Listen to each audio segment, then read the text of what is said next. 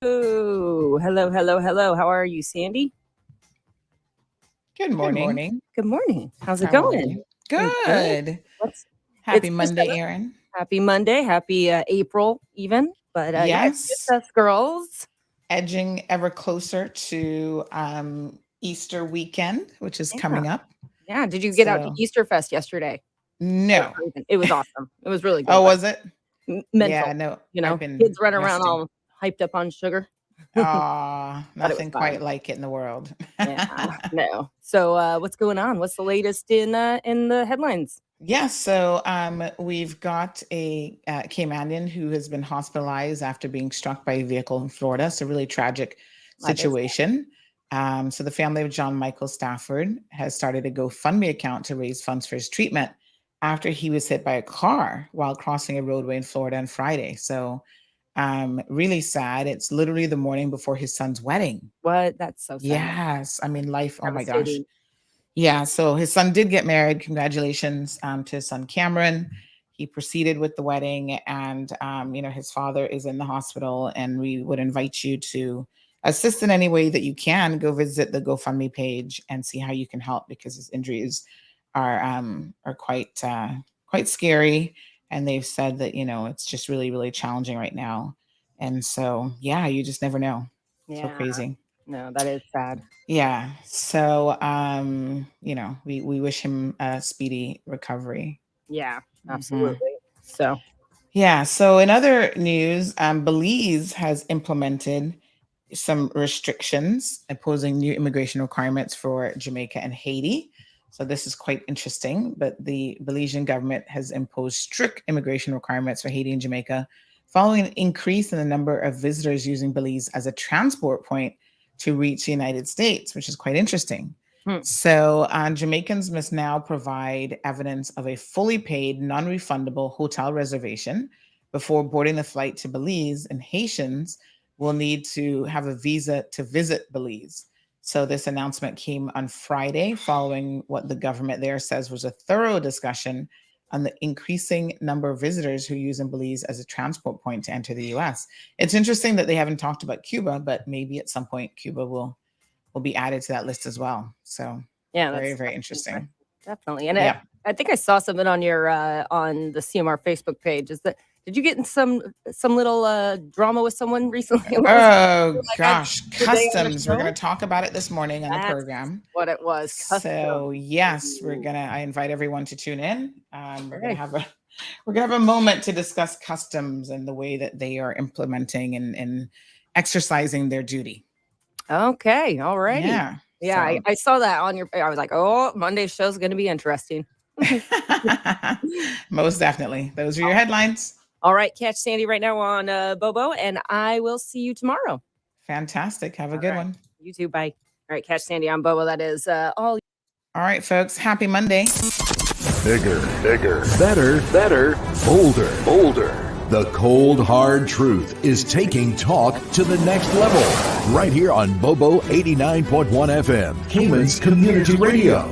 We are still spilling the tea. And committed to being part of the change that Cayman so desperately needs. Join Sandy Hill weekdays from 7:30 a.m. for Premier Access, Cayman Voices, Truthful Thursdays, and much more. Cayman's #1 talk show is now bigger, better, bolder, and more than talk. Getting results with hot topics, consumer reports, court exposés, and more. I've come to set the record straight. I've come to shine the light on you. Let me introduce myself. I am the cold, hard truth. Now, from the CMR studio in Grand Cayman. Live. Direct. It's the cold, hard truth. Now. Join the conversation on 345-936-2626. That number again is 345-936-2626.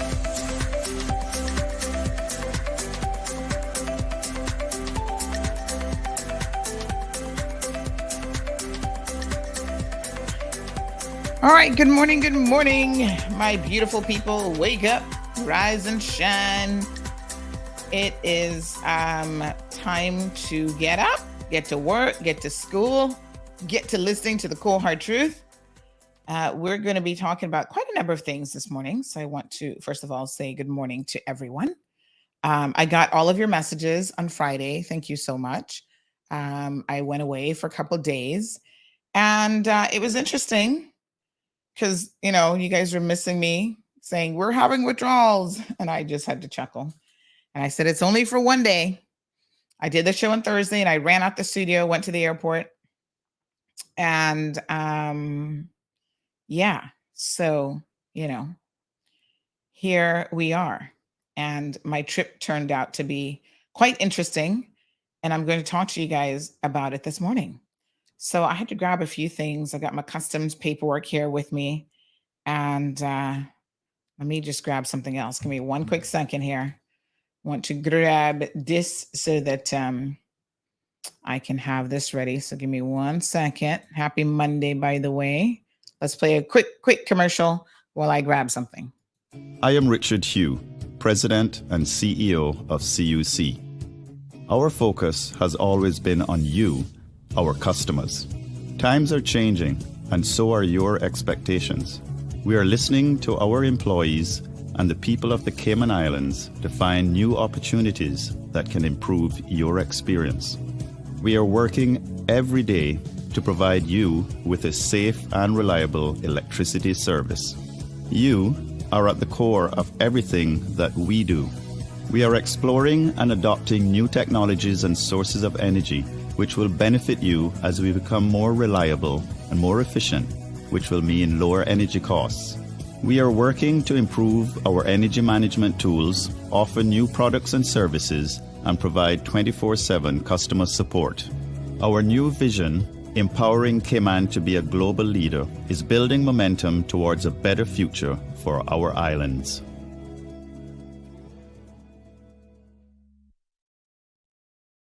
All right, welcome back. Let me just see here. Who's with me this morning? Rise and shine. Don't make me play my wake up song now. Y'all better wake up. We have Miss Vernita saying welcome back. You were sorely missed. Have a blessed day. Yeah, it was only one day. I try to, if I can, minimize, especially if it's just a trip to Miami, because literally my Miami trips are like in and out, no big deal. You know, they can be relatively short. I'm not a huge fan of Miami, generally speaking.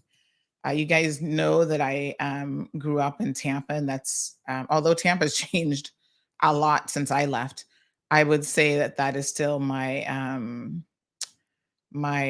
you know, destination of preference in Florida. And then you can always get to Orlando. But anyway, Miami's close. You know, I'm going to talk about Cayman Airways a little bit this morning, because I don't know, it seems like Cayman Airways has a lot of destinations on, but those of us who need destinations, like there was a complaint about getting to Honduras. We'll talk about that a bit later on in the show. I can understand the concerns from the lady who sent the message. She's got some sick relatives. So we'll talk about a little bit about that. But, you know, I get it. I get Cayman Airways is trying to use those jets that they have that we're paying millions upon millions of dollars for to do sort of longer haul destinations, and sort of introduce us to the rest of the, especially North American people. But yes, I went to Miami on Thursday morning, right after the show. Good morning, Catherine. Caribbean Sunshine is here. Good morning to the beautiful Vicky. She says, happy Bunny Month peeps. Marshall is here joining us from Savannah, Georgia. What are you doing in Savannah? Taking a little vacay. Wee Wee is here. Miss Morna, good morning to you. Robert's joining us. Stephen from the UK. Yes, KK. Ooh, we're going to talk about some of those same CBC officers. Tyrone is also in the house, and lots more of you. So good morning to one, and good morning to all. So yes, I was, you know, lots of comments coming in this morning about CBC, honey child. Oh my gosh, I can't even. All right, let's just get into it, shall we? So yes, I went up on Thursday And originally it was supposed to be me, my husband, and Gianna, our daughter. But unfortunately, Marlon's schedule for work is a little bit crazy. So he wasn't able to go. And unfortunately, we already had booked his ticket before we were made aware that he wasn't going to be able to go. And so we had to cancel his ticket. And so I had a friend who was going to come up for a part of the trip. So we had pre-planned everything. Said, right. She was just literally coming up for Friday, coming in Friday, and then leaving Saturday in the same flight as me. So she was intending to come a little bit earlier on Friday, but unfortunately, let me just,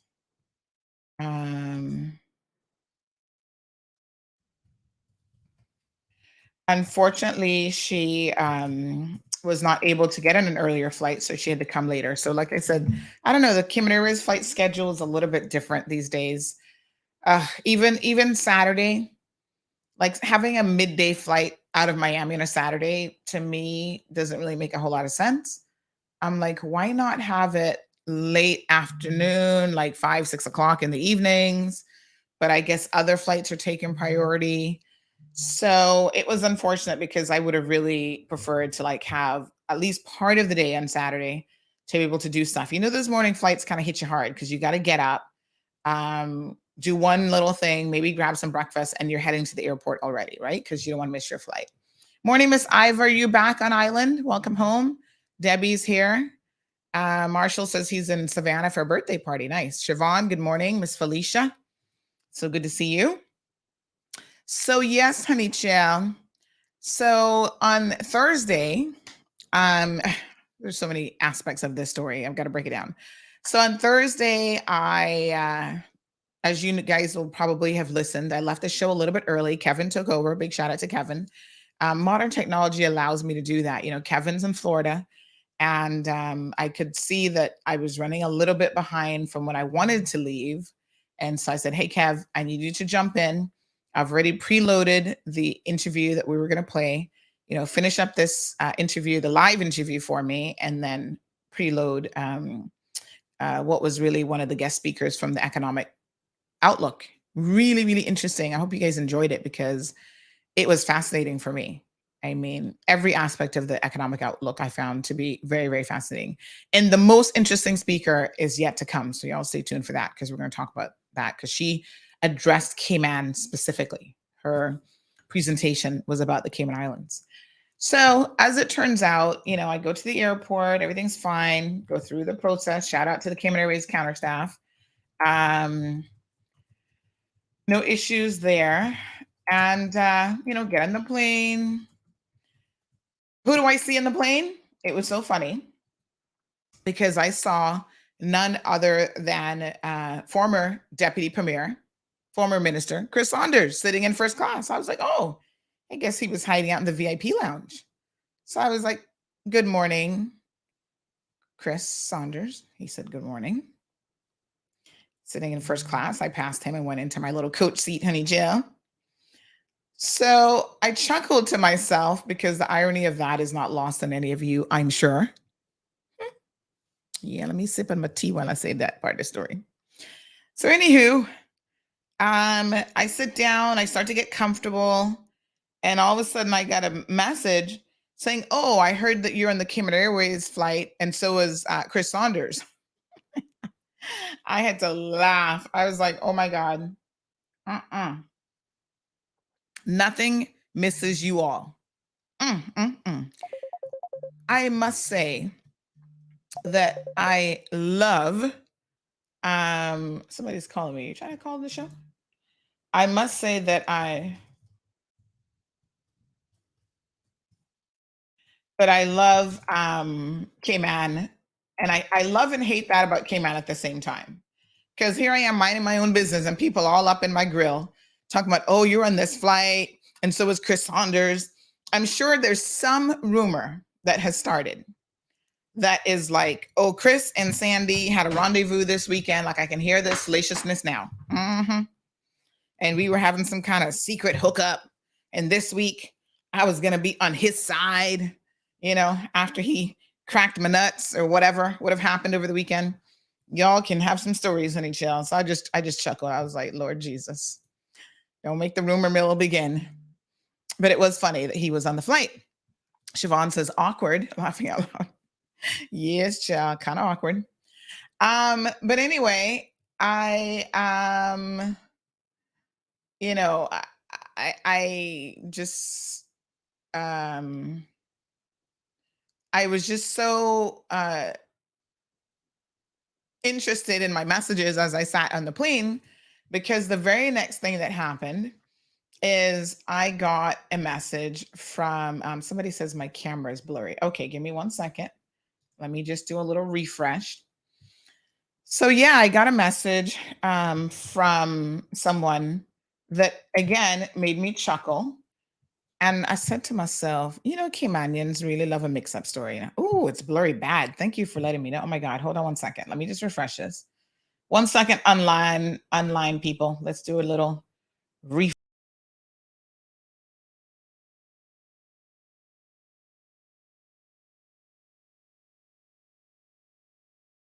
A little bit of blurriness might be okay because it kind of softens, you know, the morning look. But there we go. That's much better. Thank you for letting me know, because I don't know if you guys don't tell me that's blurry, because what I'm looking at is super crystal clear. Yeah. So anyway, I'm sitting there in the plane. Chris Saunders is on the same flight. I'm like waiting for the rumor mill to begin. And all of a sudden, I got this message and I had to chuckle to myself again, but then like shake my head. So this person sent me a message and they said, you know, I don't normally send you this stuff because I know it's just so ridiculous. But this is what they said. They said, this was Thursday.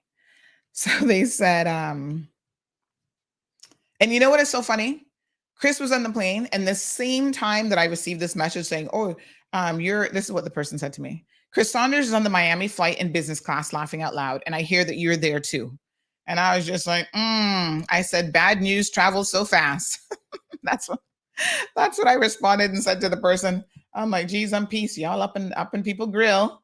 And I said, yes, honey child. Yep, KK says CMR has eyes all over. Careful. They even have eyes on me. This is the funny thing. I have people who have eyes on me who are telling me this stuff. And I'm just like, Lord, that's kind of funny. So anywho, I'm sitting there and this person says to me, you know, I don't normally like to send you this stuff, but here's what people are saying. This is the one about Chris that made me laugh. They're like, ooh, Chris Saunders in business class. I'm like, I said, yes, I saw him. And then I replied, bad news travels so fast. My goodness. So yes, I'm there with my daughter. And this person says to me, Sandy, I don't normally like to bring news that I hear in the streets, but Chris Saunders hold on. You figure it out. And I was like, okay, literally this was 11:23 in the morning, the same minute that I'm on the plane with him. So I was thinking these comments were interesting. Simultaneously, 3 other people were messaging me about Saunders. I don't know if y'all had a collective moment of like everybody was thinking of Chris Saunders at that time or what happened. But honestly, I found it so peculiar that here I am sitting there on the plane, and for no reason, it's not like I sent out anything about Chris or I had anything to say about him in that moment. All of you were having this collective moment of sharing your thoughts about Chris. And I thought, this is just weird. So I was like, okay, you know, whatever. So that person sent that message. I was like, So then they go on to say that there's a rumor circulating. And I'm assuming that the two are connected because the rumor is coming from him and his camp. There's a rumor circulating now saying that Premier Panton paid off your mortgage. Jesus, take the wheel and press the brakes. And then they said, you know, please don't share the message, blah, blah, blah, blah. So I had to laugh. And I said to myself, this is so funny because I wish the Premier would pay off my mortgage. So y'all know me, salty, salty. I messaged the premier and asked him, where's my money? You know, if he's going to have me on the payroll and he's paying off my mortgage and doing all this stuff, you know, I want my money. Like, I want you to pay off my mortgage for real. So I said, by the way, how come you haven't paid off my mortgage yet? And how do I get these sorts of benefits? And he was like, what? I think he was like thoroughly confused. And I said, yes. The rumor on the streets is you haven't paid off my mortgage. So he laughed and he said, sorry about not paying off your mortgage though. And if I had Oprah's money, I'd have options to go with my big heart and good intentions. Well, here's the thing. I don't know anything about the premier's finances, right? Obviously, he's a retired partner. I think he's pretty smart with money, I guess. So I figure he's got a couple coins. I know he has a number of business interests. So I guess he's, you know, invested in those, and that's fine, whatever. But he kind of strikes me, and I hope he doesn't take this the wrong way. I mean, you know, he's generous with helping people, but I also feel like he strikes me as someone who's a little bit of a miser. So in other words, you ain't getting no money out of him like that. I was like, what would I have to do? When you think about it, what would I have to do for the premier to pay off my mortgage? I don't even want to think about that. Well, that might involve all kind of splits and stuff. You know, things that we just don't want to talk about. And I'm sure he has no interest in. The man is probably really kind of like, you know, I don't see him. He's not really like a flashy person or whatever. You know what I'm saying? Like, I don't see, he's not one of those going out there, like I said, like Oprah, paying off your mortgage, paying off your mortgage. Here you go. I'm going to pay off your mortgage. I was like, what the hell? But the stupidity of such a comment, I have to call it stupid because people really, to me, I find question your integrity and stupid comments like that, but they also demonstrate how ridiculous they are. Who the heck is going to pay off my mortgage for me? If y'all got that kind of money, like I said, speed dial me, because there should be a way that we can work it out. You know what I'm saying? But, you know, I got a limit now. There's certain things I'm not going to do. So I'm not really sure how that's going to work. Anywho, yeah, nobody ain't paying off my mortgage, shell. I barely want to pay off my mortgage, if truth be known, but it's going to be a necessary evil, right? I went to the bank and I signed the papers, so I have a legal obligation to pay it off. But you know, the funny thing is, and I've mentioned it on this show before, that one of my personal goals to, I don't even know if I want to use the term financial freedom, but to financial maturity is to actually at some point in my life be able to live mortgage free. Isn't that the ultimate goal, right? Some kind of mortgage free, at least have one property that you own straight out. And I have been hustling and working overtime, triple time, quadruple time out in these streets, legitimately earning my keep, right? So that every single month I can pay extra funds on my mortgage. My goal is it's a financial goal by the time I'm 50, to actually be mortgage free. Life is short. I don't know if I'm going to make it to 50. I don't know if I'm going to have 1 minute past 50. You know, I think that we need to be smarter with our finances. A lot of us get loaded down with debt, and I understand how easy it is. I've been there, made lots of really poor choices in my 20s and 30s with finances. I could have been so much further ahead in life if I hadn't made those really bad money decisions. And at some point, I'm like, you know, we all have to learn to do better with those types of things. Most of us live woefully beyond our means. So as much as I would like for somebody else to be paying off my mortgage for me, the reality is this is just another perfect example of smoke screen and mirrors.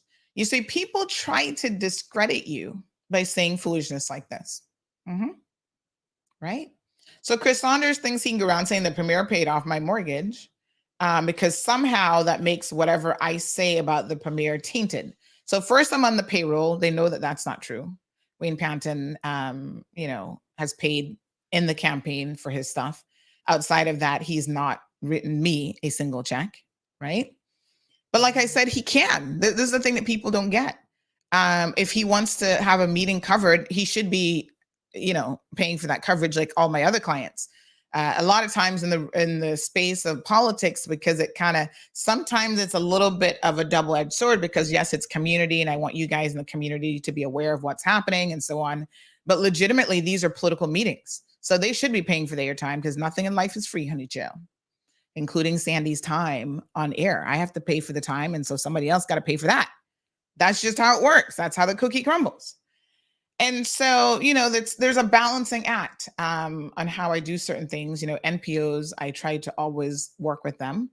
Sometimes they'll have a small budget, but traditionally their budgets are very, very restricted, right? So it's about trying to discredit people. And I think that that's unfortunate, because when someone speaks the truth, the easiest thing in the world, I guess, to do is to speak a lie on them. And then there's always going to be one or two people out there who are going to be engaged in the lie and, want to have people believe, well, this is why. That's my other business phone calling, honey child. I don't know if that person's calling me. People be confused in numbers, I find. But that's my real key number, so I can't answer that right now, honey. I'll call you after the show. You see, I got multiple things in the fire, Mama got to work, because bills must get paid.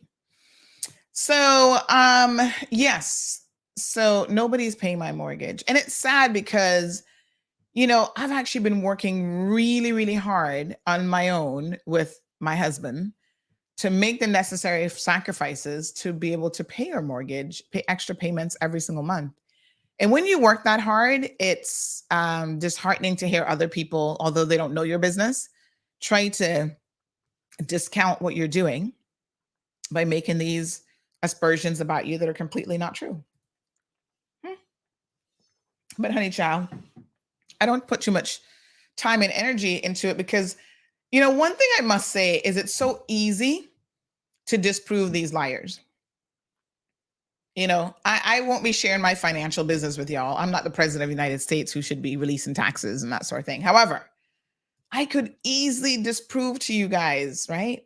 I mean, everybody in this day and age, for me, I tell my clients, don't be giving me no check. Just put it right in the bank. And so I could show you the money that flows through my account. When people work hard, they have no reason to hide stuff. And so I got my clients, child, and my clients know what I deliver for them and how hard I work and what services are provided for what they're paying me. Speaking of clients, big shout out to Burger King this morning, honey child. They help to pay the bills around here. Yes, look at this clean Whopper.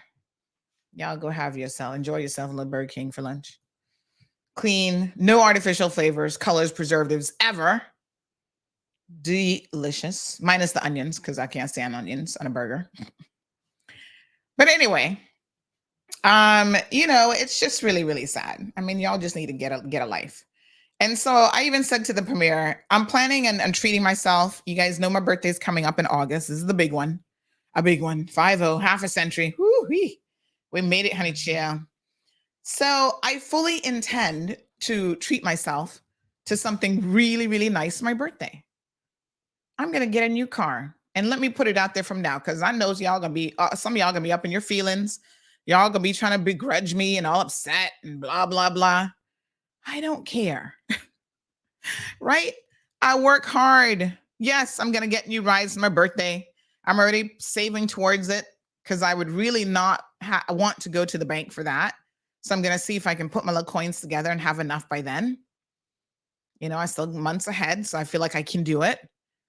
And it's just none of your business. But I'm going to put it out there, because next thing you know, they'll jump up and say, Wayne Panton bought me a car. Wayne, if you want to negotiate purchasing me a car, call me. No, I don't need him to buy me a car. I don't need him to pay off my mortgage. I mean, I guess everybody would be like, wow, if somebody just miraculously dropped money in your account, paid off your mortgage. But you see, I'm the kind of person, I'm like, listen, y'all not getting me into no mix-up foolishness, not at all. I have worked too hard to get where I am with my reputation. Good, bad, salty, whatever it is you think my reputation is, it is what it is, right? And so this kind of ties into, when I talk about reputational damage, I'm going to be talking about customs here in a second, but this really ties into that aspect as well. There's nothing good about dirty money. Whether you are selling drugs, gambling, listen, you can have all the millions in the world, and y'all know who y'all is up in this gambling business. And let me say this for the record. Everybody, even if you've earned some of that legitimately, everyone will always know you as Cayman's biggest gambler. And how does that make you feel? Everybody's like, your money ain't good money. It's tainted money, right? You got it from illegal activity, from money laundering. Even if the courts can't prove it, or your peers keep letting you walk, everybody in the street knows you're a number man. To me, that's not a good reputation to have. Your relatives get caught up in it. Oh, yeah, this sibling laundering money, this spouse or ex-spouse laundering money for him, blah, blah, blah. Even his mummy, in her senior years, being accused of hiding money and hiding properties. I am not about that kind of life. I have no interest in it at all. Whatever I get, I want to be able to say, I worked for this. I didn't steal it from anybody. Aunt Lottie used to have a saying, to never look at someone and make any assumptions about their finances. So don't be trying to begrudge them in any way. Don't be jealous, because again, you don't know.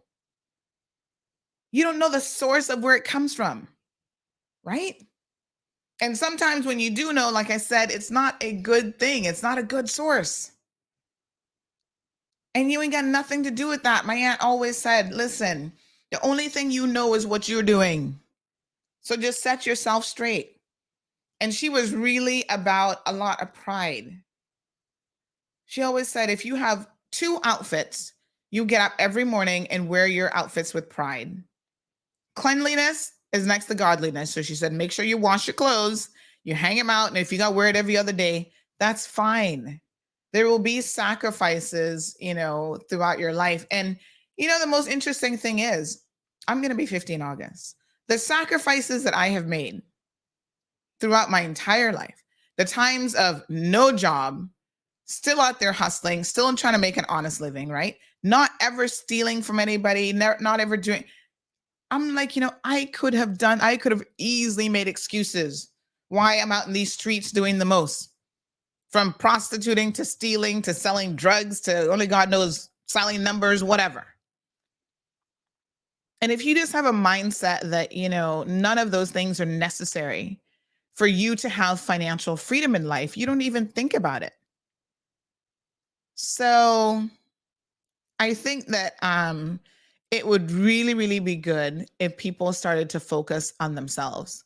Because these same people who are worrying about my coins and talking about somebody else is paying off my mortgage need to worry about their own mortgage, because they just got a pay cut. I'm just saying. They just went, let me be salty for a minute. They just went from making over $12,000 a month down to, is it back to 8,000, 9,000? That's a lot of money, honey child. I only got the one child that I'm hustling for. You got a couple children. You still have a mortgage. You still got a wife that's not working. My husband has to work. He ain't got no privileges to be staying home, honey child. We are a 2-income family. You know what I'm saying? So I wouldn't be worried about me, and I wouldn't be worried about telling these lies on me when your finances might be in a more dire strait than mine. Mm-hmm. Keep it there. It's just sad. But don't worry, honey child. I'm going to talk politics a little bit later on the show. Let me get back to the Miami trip. So here I am, minding my own business on the plane. Everybody is all up in my grill. Oh, Chris Saunders is on the flight. There's another commenter. I got to show y'all. I'm not going to show you, but I'm going to. I'm going to, I might show you a few of these. Hold on. Because I do feel like sometimes hold on now. Oh God, this thing is so annoying. When I tell y'all some of this, let me close out WhatsApp and restart it. I do think that y'all are like, I don't believe Sandy. Sandy is just picking on Chris. Nobody said that to Sandy. And I'd be like, listen, I have no reason to pick on any of these MPs. Like, legitimately, I have no reason whatsoever. Right? They have their problems, without a doubt. Let me just see here now. So this one said, hold on.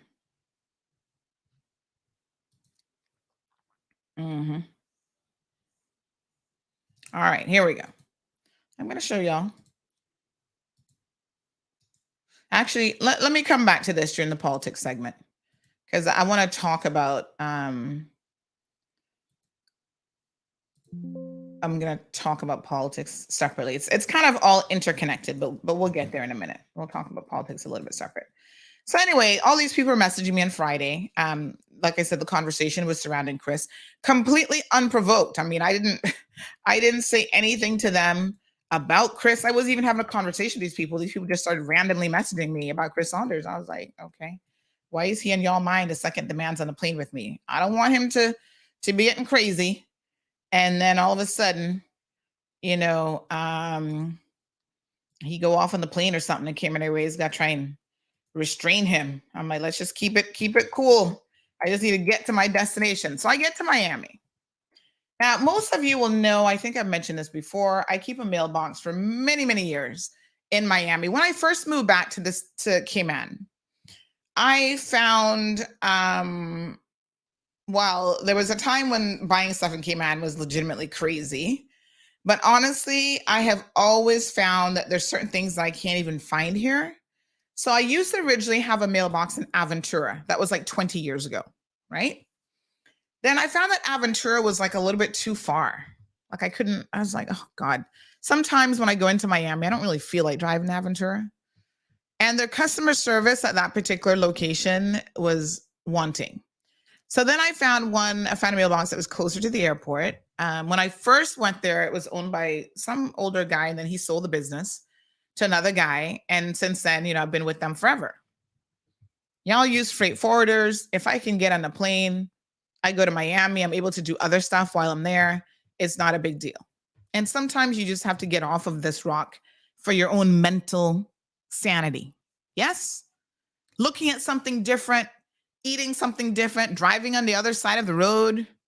All of that is like good for your brain, right? People always say to me, how do you drive in America? I'm like, how do you not drive in America? Because they think that you get confused. I must say that it doesn't really happen the way that you think, because your brain is just on it. I think maybe once I've driven on the wrong side of this road, and you know how it happens?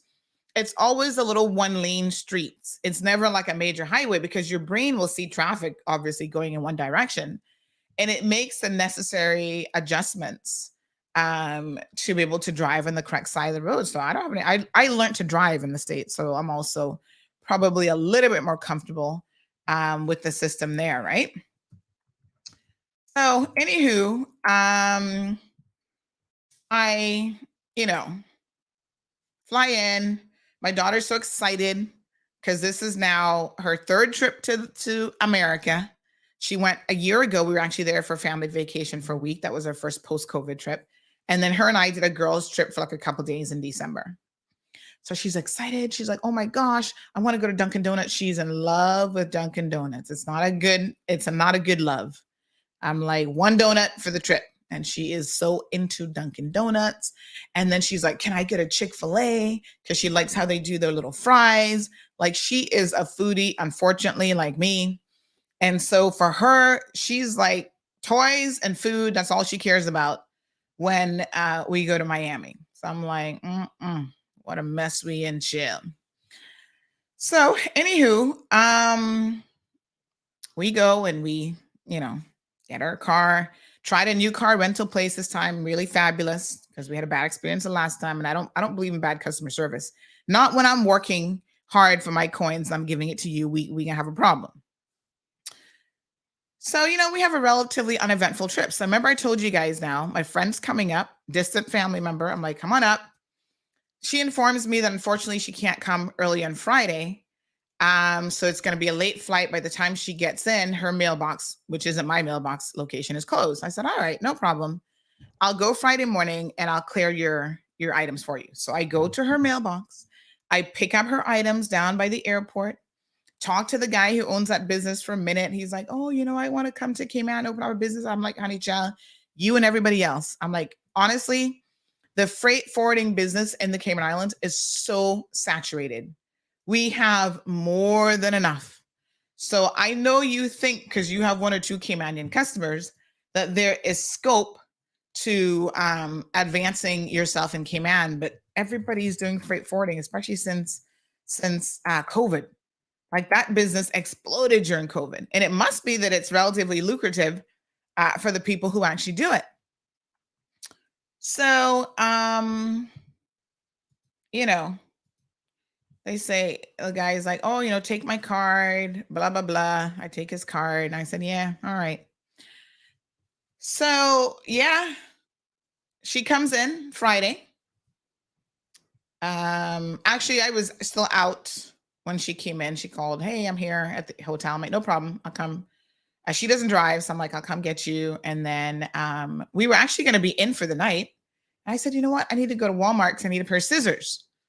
The front desk doesn't allow you to take scissors to your hotel room. Don't ask me. America's crazy. I can't take a pair of scissors to the hotel room to cut open stuff, but I can go and buy a semi-automatic practically at Walmart. I'm like, y'all really, America, I'm going to just pray on you because y'all got some crazy policies. I'm like, okay, all right, whatever. So not a problem. Like I said, I go and make a quick trip to Walmart. She picked up a handful of things like some slippers, not even toothpaste because she brought toothpaste with her. So she unpacks her boxes. We're all in the hotel room together. My daughter's there. She's there. She unpacks her boxes. I take a bunch of duffel bags because when I went to my mailbox on Friday, so I went to my mailbox and I had them they take out stuff for me and they'd package it all in boxes. I'm looking at it like, oh my God, I can't even deal with this. I said, you know what? I'm going to take 1 or 2 items out. So I brought, remember, I told you guys I'd buy some more of the portable radios to give away on the show. By the way, please help me. Who won the dash cam 2 weeks ago? Because y'all know I wrote it on a piece of paper. Now I can't find the piece of paper. So I need y'all to be honest. I've got your dash cam. Remember I told you I'd be picking it up? Your dash cam is here, honey child. I just know that it was a woman. And she called during the segment with Recover. And she answered a question. And she won. The question, I remember the question, but I don't know where I put her number. I thought I wrote it on a piece of Post-it note, but I'm not sure. So can you please message me? Because I have your dash cam. Remember I told you I was going to pick it up the next time I go to Miami? I got it in my little fingers, honey child. So now you can get your dash cam all situated. And I'm also going to throw in the little kit that allows you to, because this dash cam is pretty cool in that it has a feature where even when you're not in the car, it's recording. So it picks up on motion. So them people that be trying to steal money out of your car and people be hitting your car in the parking lot, this is the one you want. 3 cameras in one, back, interior, and front. Plus it has the, what's that feature called? It has the, so it has IR night vision, emergency protect, parking mode. That's what it's called. So it has a parking monitor. Anybody bump your car in the parking lot. It's got time lapse, heat resistant, GPS tracking, which is optional. We don't have that here in Cayman. So message me, honey child, about your little thing because I got you. I just don't have your number because I wrote it somewhere and can't find it. Maybe I sent it to myself on WhatsApp. Sometimes I message myself on WhatsApp and then I forget that I messaged myself. Anyway, great. I picked that up. The rest of the stuff, I looked at it and I was like, oh God, I can't be bothered. So I said, listen, this is what I said to my mailbox people. And I'm going to show y'all something here on my phone. Don't message me, anybody. Do not message me on WhatsApp right now because I'm going to be sharing my phone. I don't normally, let me see here now. Yes, I do not,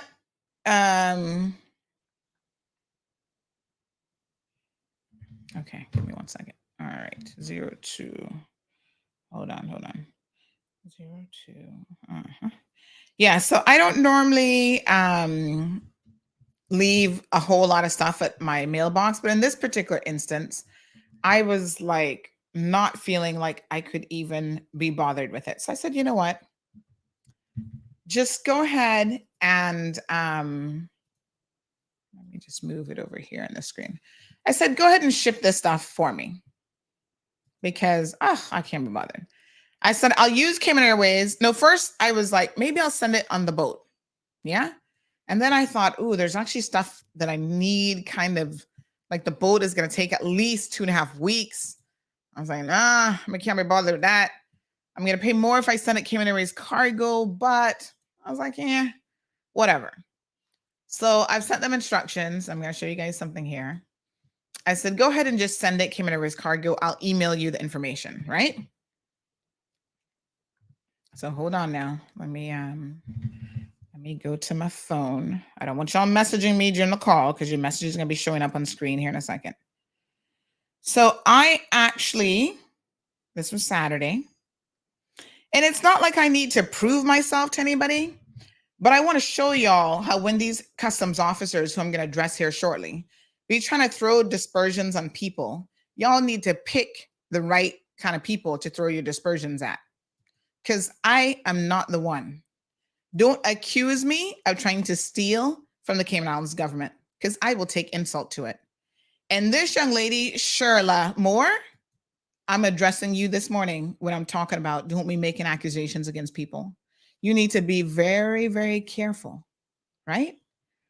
The accusations that you want to throw on people. And I'm going to tell you all about Sherla and her stinking attitude here this morning, which I, for one, do not appreciate.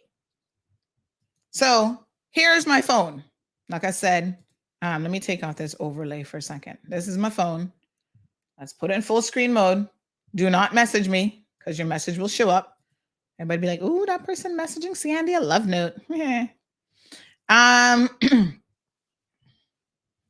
Oh, what did I say? Did I say dispersions? Aspersions. Yes, my apologies. Thank you, Anthony.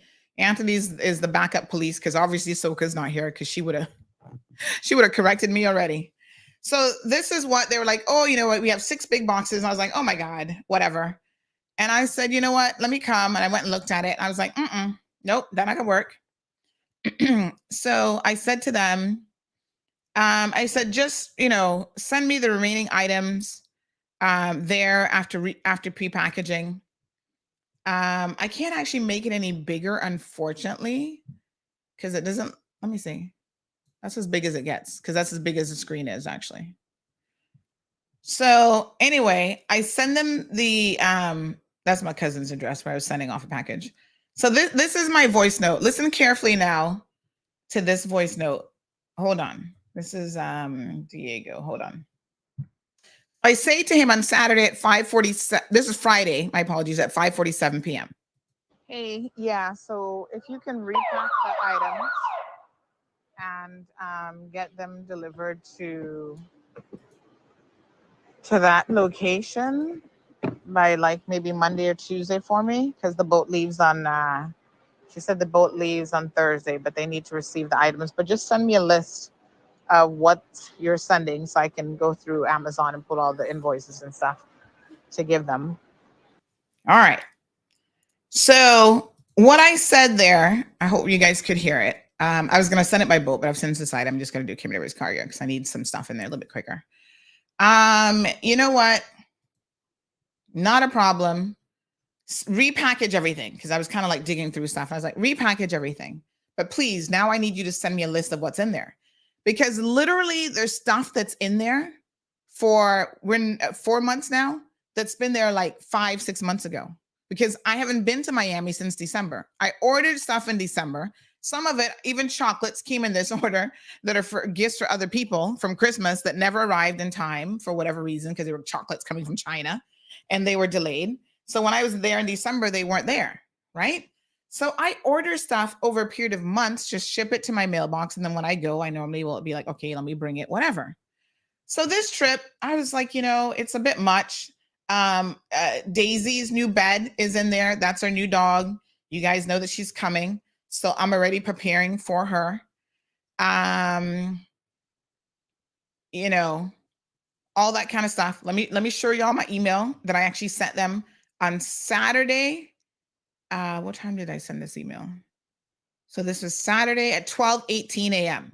Because all of this is important, because when a customs officer then makes accusations against you and you have evidence to prove that their accusations are completely false, right?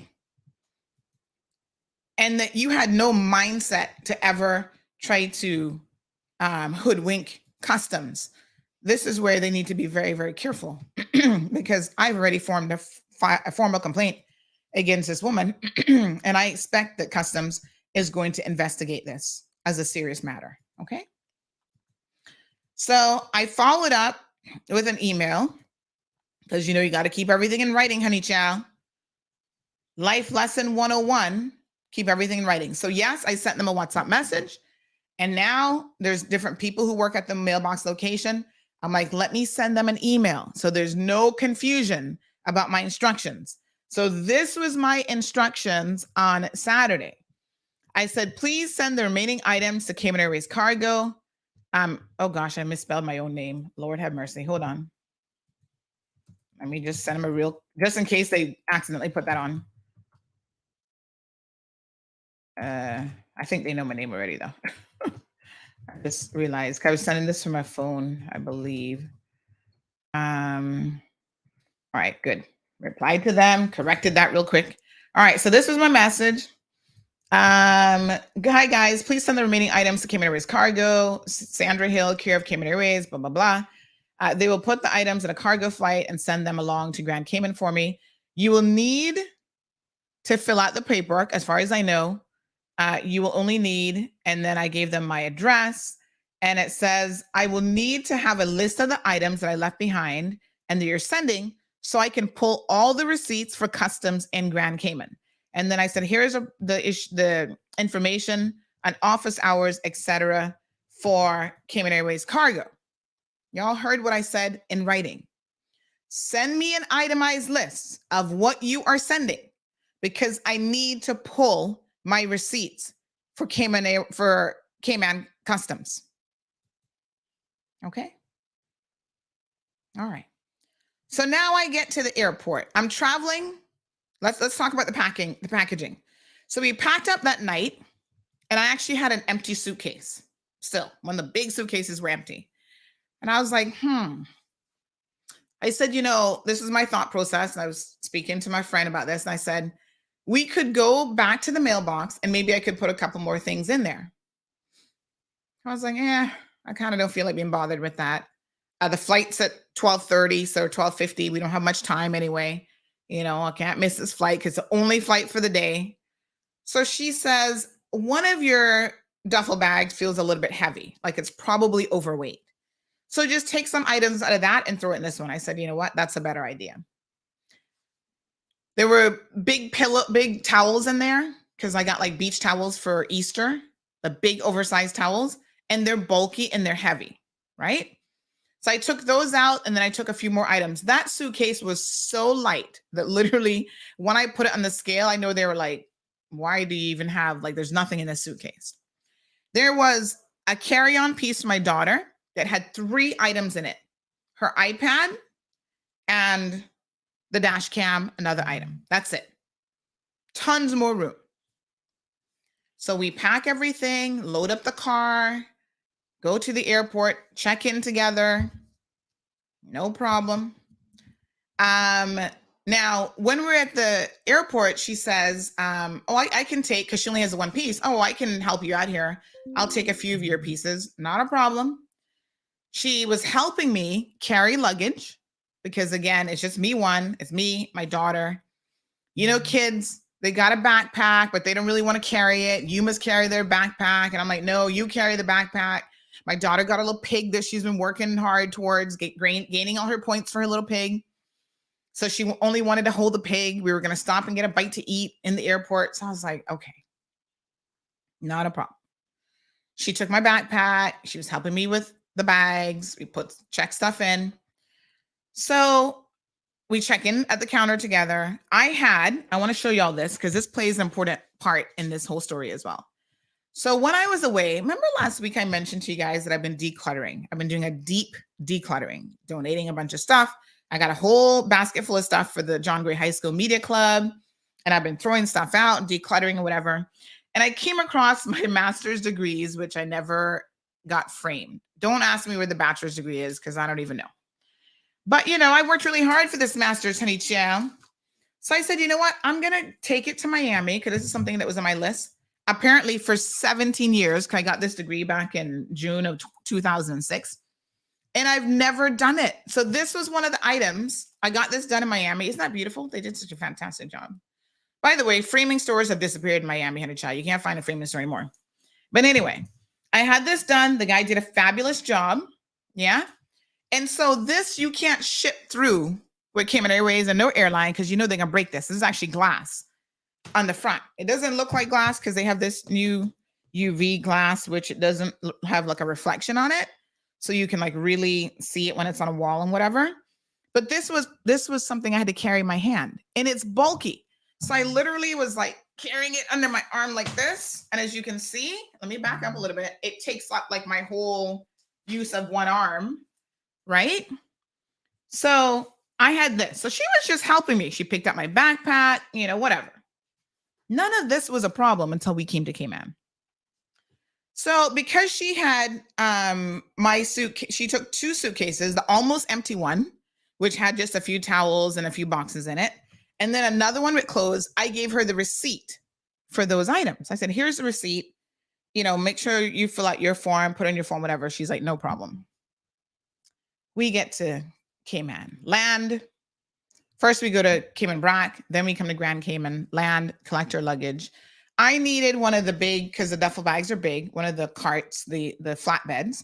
Young man comes, helps me with that, put stuff on the flatbed. I figure now, because this is normally what they do when you have those, they're going to scan those pieces. So, when you come into the airport, to the far left is the big scanner. So the young man said, yeah, let me take you over here. So I went to that young lady. She didn't scan it. Showed her my receipts, had my receipts ready. Where did I put my receipts? Anyway, there's still my travel bag. Had my receipts ready, handed her the receipt. She says, you're actually within your allowance, not a problem. I leave, I go outside. When we were leaving, my daughter said, well, what about, and I'm not calling this young lady's name because she's a very private person who we were traveling with. And I said, oh yeah. I said, well, she's going to come out. She'll be out in a minute, right? I had actually forgotten that she had my backpack, which had my passports in it.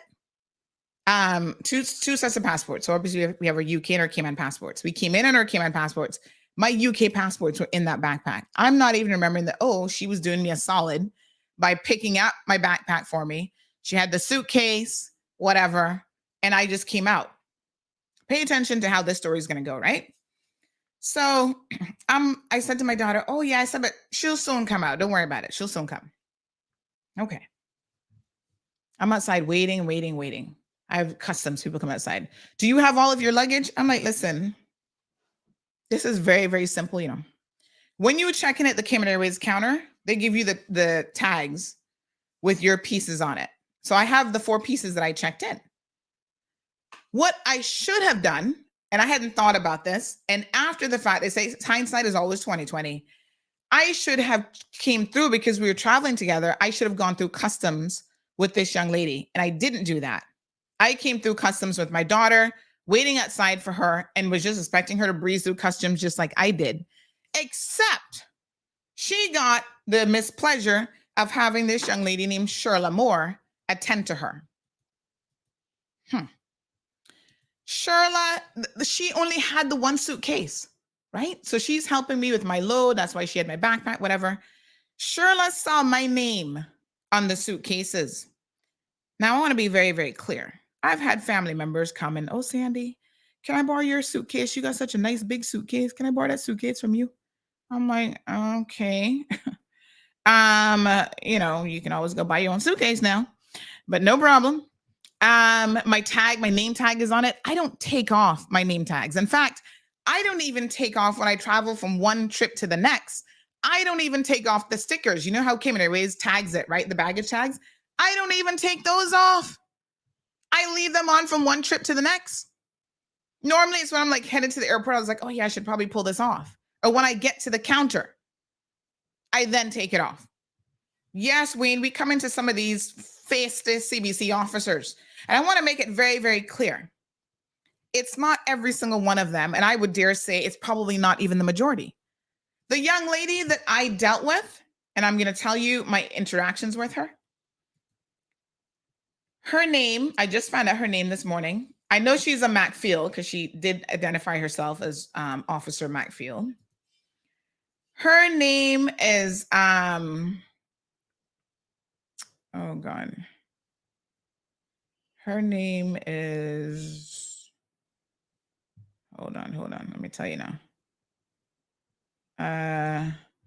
Thorna Macfield. Big shout out to Thorna this morning because Thorna is an example of a good CBC officer. Sherla Moore is an example of a poor, and I mean piss ass poor, CBC officer who needs to be retrained. She is checking this young lady out with really obvious that the woman not gonna have nothing to declare. Seriously. She says to her, why are these suitcases? Why do they have Sandra Hill's name on it? This is Sandra from Cayman Mall Road. What are you guys up to? And she goes on to make these aspersions about my character just because she saw my name on luggage. Accusing this young lady of, oh, you just went up to this trip to bring stuff back. I was like, I didn't know any of this. Now you know. I'm outside.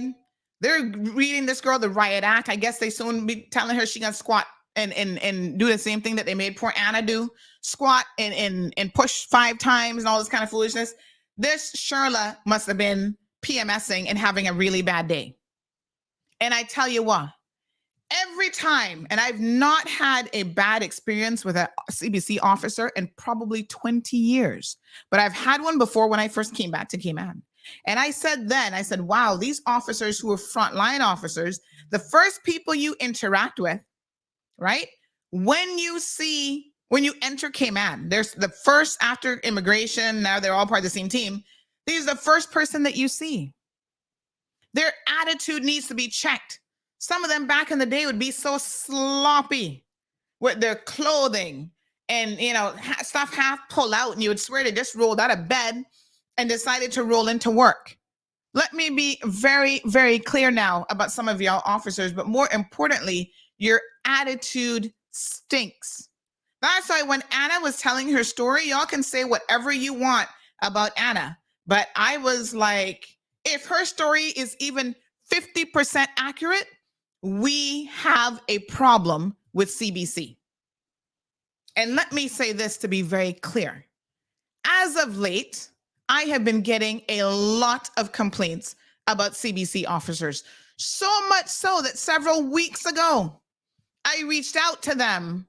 And I reached out to Mr. Clifford and I said, Mr. Clifford, I don't know what's going on with your officers, but honestly, I'm receiving too many complaints.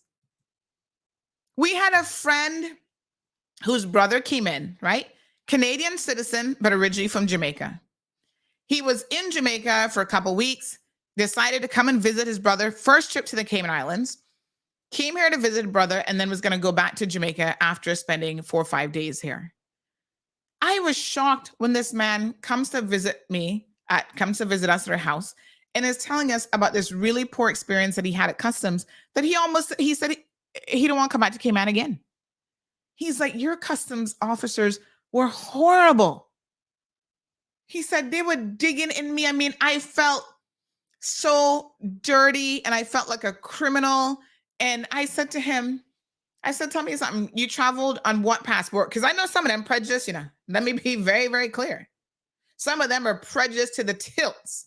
Remember the caller we had 2 weeks ago sharing her experience as a Black Jamaican? And then her white husband comes with the same story, but he gets more time from the immigration side than her? Both own the same house in Cayman, but yet they're treated differently. Well, what's the difference? Except one is a Black Jamaican, one's a white American. Y'all need to stop this foolishness. You might not remember this, but a couple years ago, I did an interview. I'm actually trying to find it, right? Of a family that had come through customs. I'm trying to, I can't remember if it was 2020. It might have been 2020, I think. But they had come through and they were subjected to such poor customer service. Once again, they did an interview with me. They were like, this is ridiculous. You know, they travel to Cayman all the time, and every time they come, it's like the customs officers sitting there sniffing their dirty underwear to make sure that it's been worn. That's how ridiculous these officers are. Y'all need to do better. I mean, we understand that you have a job to do, but the manner in which you decide to do your job is problematic. The attitude. I'm trying to see if I can find that interview because I'm going to play that with you all because, again, this is not something new. This isn't something that has just happened. This is something that has been going on for a really long time. And I guess it's only a matter of time before it's going to be my turn, and it's only a matter of time before it's going to be your turn. So anyway, I go back in. I speak to Miss Macfield, and she says, there's some issues over there with this other officer. And so now I have to go through all your stuff, hand me your receipts. This one was so ridiculous. I sent professional standards unit at customs. I'm going to tell y'all how to complain because y'all need to start complaining to customs.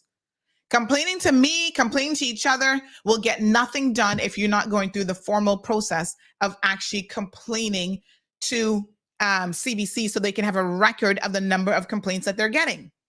So we're going to talk about that here in a second because that is a necessity for you to do. So this woman was all up in asking my travel companion about my daughter's iPad. Mind you now, the iPad is older than my daughter, you know. I had the iPad for years before my daughter was even born. And so that's her little iPad with her educational apps on it that she can now use. But this officer has lost all of her good senses. So now, of course, they got to dig up in my stuff. The suitcase with the clothes, which my friend had the receipt for and would have declared. This froppish Sherla Moore has the audacity to say, well, this is not no $300 worth of clothes. Honey child, Sherla, I know you must be special. I don't know where it is that you shop, right?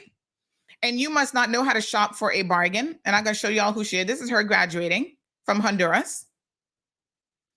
Sherla, you've been an officer for a couple years now. You should know better than this, okay? I don't know where you shop that you can't get a suitcase full of clothes for $300. You shopping at the wrong places. Would you like to go to Miami with me so I can show you how to bargain shop? Because clearly you need it, okay? Look at this beautiful top today. I purposely wore this top. This is one of my new tops. I purposely wore this top. I gotta make sure I have on the correct bra with this one because you know, honey chill, they kind of big. All right, this is my new top. $7.99. Yeah, and this one I think is a Stacy. Come and tell me what. I don't know which brand this is, but try. You can get Anne Klein. You can get all kind of brand. You just have to know how to shop. I'm not going to Macy's and pay no $100 for this shirt. I will wait till it's off season and pay $7.99 for it. And I don't care. It's the same clothes that is being made in the same factory in the same place in China. And guess what? It's going to last the same 10 years that I'm going to be wearing it. There's certain things that I don't waste money on. I'm not a person, because I know some of my friends are, and I know how some of y'all stay, who got to be walking around with tags and labels and all kind of stuff, trying to pretend and showing y'all that I'm buying expensive clothes. I don't care. It covers the body. It does a decent enough job at doing that. And it looks good. And that's all that matters. I might spend a little bit more on shoes for comfort. So, back in the day, this Payless shoe store, I was never a Payless shoe store person because my Aunt Lottie always said, if there's one thing that you're going to buy that's quality, make sure it's your shoes because you're standing on your feet all day. You need decent shoes. And because I have foot problems already, I really go out of my way to buy half decent shoes. Anthony says foppish. It's actually froppish. Put a little R in there. Froppish. Rude, stink attitude. Oh, this can't be no $300 worth of stuff. Oh, Sandra Hill, she's always called, this is what she actually said to this girl, She always calling people out and on the radio, and now y'all trying to pull a fast one on us. She even went as far as saying that she was going to report this young lady to her employer. Hear how, Sherla, what on earth is wrong with you? Who your mama is, because you're not got no manners. Yes. She went as far as telling her she'll call her employer and report her and try and get her fired and try and get her in trouble. This is what they do to try to scare people. But Sherla don't know me. Because first of all, when I travel, it's not Cayman Mall Road traveling, it's Sandra Hill. Okay? My primary concern at the airport was to try to get out there without making a scene. And this is why I want to thank Miss McFeel, because I tell you what, she was professional. She explained the law. She explained everything about why she now had to dig up in every single thing. One of my seasonings actually exploded in one of the bags and was all over my clothes. So everything in that one smelled like lemon pepper. So I lost one of my seasonings. And she just took her time and went through everything. Apparently, honey child, I even had to turn on my very laptop, right? So that they could look and evaluate my laptop to see whether or not this was something that I just purchased. I was like, wow. I mean, to me, you could tell from the outside of the laptop that it's not a new laptop. I do take care of my stuff, but really? Want to turn on iPads and laptops and check your phone, and now telling me that I'm going to be blacklisted because of this incident? So I'm like, hold on a second here. I'm going to be blacklisted because your agent is stupid and frompish? Because if I was actually trying to hoodwink the system, this is how stupid she is. And I hate to use that word, but sometimes it's the only appropriate word to describe somebody. If I'm trying to hoodwink the system, why would I leave my name tag on those suitcases? One of them, like I said, because when you go into Miami, now they print off like this little barcode thing and they put that in your suitcase. That's a recent thing. I don't know what that's all about, but I've only seen that, I think, since April, since we went last year, right? So one of the suitcases had my husband's name on it. What are you going to do?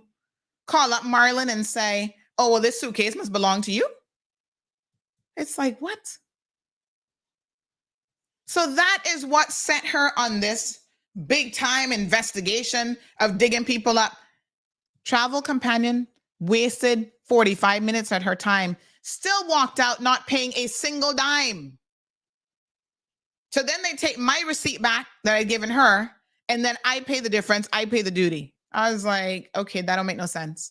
Because once again, if I were trying to take advantage of the system, we had traveled together. We could have come through customs together and we would have gotten the extra allowance, even more, times 3 people, and I would not have paid any duty. I'm like, your logic ain't logical. There's something skipping a beat here. But it was the attitude of, oh, this is Sandra Hill from Cayman Mall Road, and she's always calling people out. Sherla, tell me, what does that have to do with you doing your job? Why was that even mentioned? So from then, right, because I didn't know any of this while I was at the airport, and I got to tell you, it's a good thing I didn't. Because I'm there with my daughter, and y'all know me already. When I'm with my child, I try to be a very calm individual because I don't want my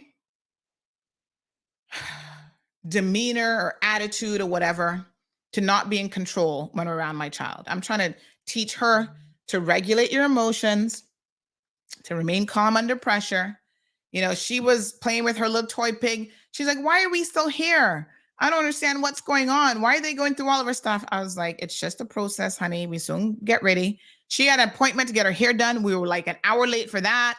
I'm there in the airport pulling out her hair because I'm like, I might as well do something while y'all trying to sniff my underwear. Like, let me just do something to pass some time. So they do their job. I pay. Let me tell y'all how much I was trying to hoodwink CBC. $176.38. But geez, on piece. Now, let me be very, very clear. You know, I've always had this attitude, folks. If you're going to hoodwink the system, if you're going to commit a crime, if you're going to steal money from people, you're going to make it worth your time. So when you go to jail for stealing millions of dollars, you can at least say, boy, I went big. I went big and I went bold. I'm going to commit a crime. I see people stealing hundreds of dollars, stealing a TV for $125. That is stupid. That's beyond stupid. You ruin your reputation for nothing. Put a value on your reputation into the millions of dollars. You think I'm going to put a value in my reputation for $176.38 from customs? They were asking me, oh, well, what other businesses do you have? Are you bringing in stuff? I'm like, I said, listen, honey, I have other businesses. One is actually a retail license. And if you check my record over the years, anytime I bring in anything for that business, I fill out a completely separate customs form and I put my TRN number, something on there. It's like a number in the customs system to show that you have a license for retail. And the funny thing is, you actually get an allowance for retail stuff. You don't pay the same duty as you do on your personal stuff because you're reselling it. But I said, let me be very, very clear. I don't do that anymore since COVID. My the company I deal with ships my stuff directly from Canada, and I found that that's hassle-free. I don't have to be traveling to Miami, doing nothing. They just ship it from Canada, and it's literally here in 4 days. It gets cleared by customs by somebody else, FedEx. I give them the invoices come in the shipment from the company. No problem. So I'm like, none of this is for resale. In fact, some of it is actually giveaways for people on my show. The attitude needs to be checked. If the names had any other suitcase, if the suitcases, my apologies, had any other name on it, we would not be having this discussion today. And this is why when people come to me, whether it's Anna complaining that she was strip searched by our officers, or I'm still trying to find this video of the poor Jamaican guy and his family traveling from New York, who talked about how they were searched in such a ridiculous, rude manner, or Jamaicans that come on the planes and say, but Miss Sandy, the way that we're being treated, there's something wrong with these officers. And I'm sorry, but I have to believe that something is going on. Now, we can chalk it up to just bad customer service by some of these agents. I guess that's possible. Oh, look, here's Charlene, another picture. I was trying to find her. She's disappeared off of social media. All social media accounts have been closed, honey child. Can't find her nowhere. But funny enough, I see a picture here of her in July of 2019. She was one of the new recruits. Oh, yes. Here's the video I'm looking for. I can play this video for y'all. Just hold your horses. Hold your horses. Visitors share their experience with customs officers. This was August the 16th of 2019. Right? It is a crying shame that for years, people are coming in and out of our airports, having a really bad experience. And like I said, I respect the customs officers who do their job and they do it professionally, because I understand and I get it that it is not an easy job. right? You have people who are trying to hoodwink the system. You have people who are trying to bring in gold bars. It's so funny how those gold bars still amounted to nothing. You have people trying to smuggle all sorts of stuff. Listen, rich people bringing in firearms, right? So funny, they didn't get this kind of treatment. They were permitted to, come in, make an appointment with your lawyer and come and see us.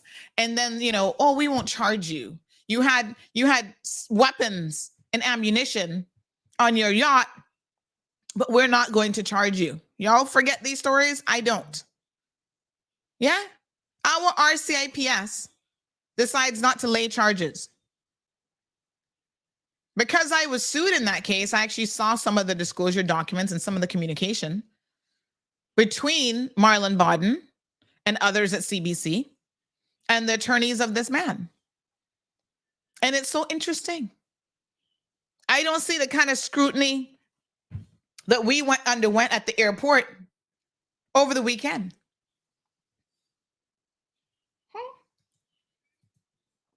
Yes? You need to have one system that is fair to everyone. Y'all talking about y'all trying to profile people? Well, you're profiling people based on the wrong things. Do not look at my name, Honey Chow, Charla Moore, and think that you're going to be profiling me and it can just go so. I don't know. I honestly, I'm shocked that you would be that senseless to try something like that. I'm like, are you serious? But you see, it wasn't with me. She thought she could put my travel companion under some pressure. I don't know what the hell she thought that I was trying to import. Cracked pepper from Sam's Club? That what you're looking for? Dirty underwear? Really? My daughter's 10-year-old iPad, and she's only 6. My 2-year-old computer, it might be more than 2 years old. I don't even know. Oh, you must register your phones when you come in and out of Cayman and this and that. I was like, what? Because y'all think that people got that kind of time. Like, seriously. Let me remind you of how bad our system is at times, and then I'm going to take your comments and questions. Here's this video.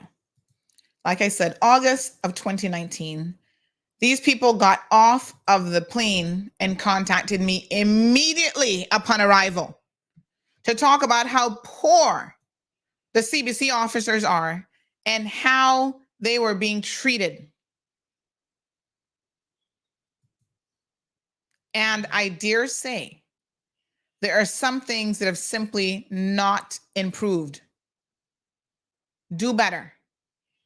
The meantime, I have other people who were there messaging me, and I'm going to show you some of those messages, who were at the airport the same time watching this spectacle, right? Who were like, we saw what was happening. We saw the rudeness. Like I said, Charlotte didn't step to me, though. She was over there in her look corner making dispersions about my name and my character, but she wouldn't say anything directly to me at the airport, and it's a good thing.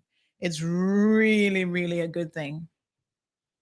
I said, the Lord works in mysterious ways, as Aunt Lottie would say. That I got Miss McField, what her first name is again, Miss Thorna McField, who was calm, cool, and collected. She's a senior officer. Well, I know she's senior in position, but she's been customs for 16 years. And she was very professional. I had no issues with her. She didn't raise her voice. She didn't make any false accusations against people. She didn't threaten, I'm going to get you fired from your job. I'm going to write to your employer. Sherla, who are you? That's what I want to know here today. Who you be? Who you is? You gonna get people fired from their job because you don't have the common sense to see that there's really nothing going on here, and you're just making aspersions about people that is completely inaccurate. You're jumping to conclusions. You just won the gold medal. in the art of jumping to conclusions? Really? Honey child, go and take several seats. You see, there she is standing up next to the governor. You wouldn't be talking to me like that, Bobo. Not at the airport. And even with me trying to keep my cool in front of my daughter, I would have stopped you dead in your tracks with your faciness. In fact, I would have sent my daughter off to the side to play with her little toy pig while I set you straight on Saturday. That's what really would have happened. Y'all too fresh and out of order. Your rudeness is unbecoming, and it makes the entire department. Oh, Natasha's asking, since when do we have to register a personal child? Stick a pin. I'll come into that ridiculous story because, yes, all of that we supposed to be doing, and nobody told you, all right? Huh? I feel like going to Miami again this weekend and trying my luck by myself so I can get Charla and make her look at my suitcases and say anything to me. I'm the person who comes with my receipts in my hand. Now, to be fair, because I'm here about telling the truth, I've told you guys before about this Scan and Go app with, what's the name of the place again? Sam's Club. You don't actually get a receipt. So I did forget to add the towels, and there was like 2 bags of like snacks and whatever. A few items, again, not pushing anybody over your little allowance. So I had to pull that up on my phone because you don't get a receipt for that. It's just the phone app. Y'all not easy. Look at this interview. And I want you to, so Daisy has a question. She says, your friend checked through this luggage to alleviate your bulk, but why didn't you collect undeclared items? I gave her the receipt. Be very, very clear here. I want to make sure we're crystal clear. We were traveling together. This isn't a situation where I just saw somebody at the airport and was like, oh, send through my pieces for me. We stayed in the hotel together that night. She came in and met me, didn't see nobody else, was with me and my daughter. We unpacked together. So she unpacked her stuff, packed her suitcases. I packed mine. And then we were like, okay, let's, weight-wise, this is what we need to do and whatever. So it wasn't like I just saw somebody at the airport and be like, oh, can you take these 2 pieces for me? That wasn't the situation. And she had the receipt and had declared the items.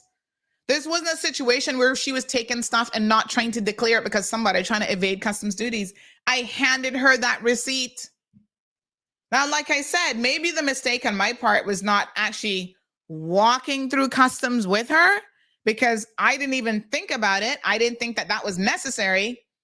And in fact, that would have been the easiest way for me to evade customs duty. But again, it wouldn't be evading because we actually were together. So there's no element of dishonesty in this whole situation. And that's the important thing. And for people to make these allegations, right? To try to make people feel like you're trying to steal from government. And, oh, you're Sandra Hill. You be calling people out on Cayman Mall Road. Now what are you trying to do? I was like, girl, it's a good thing I heard this story later on in the evening when I had already left Owen Roberts International Airport. Because now I can relate to somebody like Anna a little bit. They wasn't strip searching me, but there is a violation that you feel when these people be going on a particular way. And there's a way to do this, They have a tough job. And there's a way to do their job without being accusatory and threatening people and making people feel away. Look at this interview, August of 2019.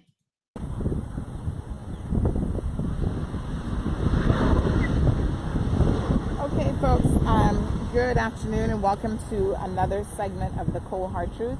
I'm Sandy Hill here at the Owen Roberts International Airport.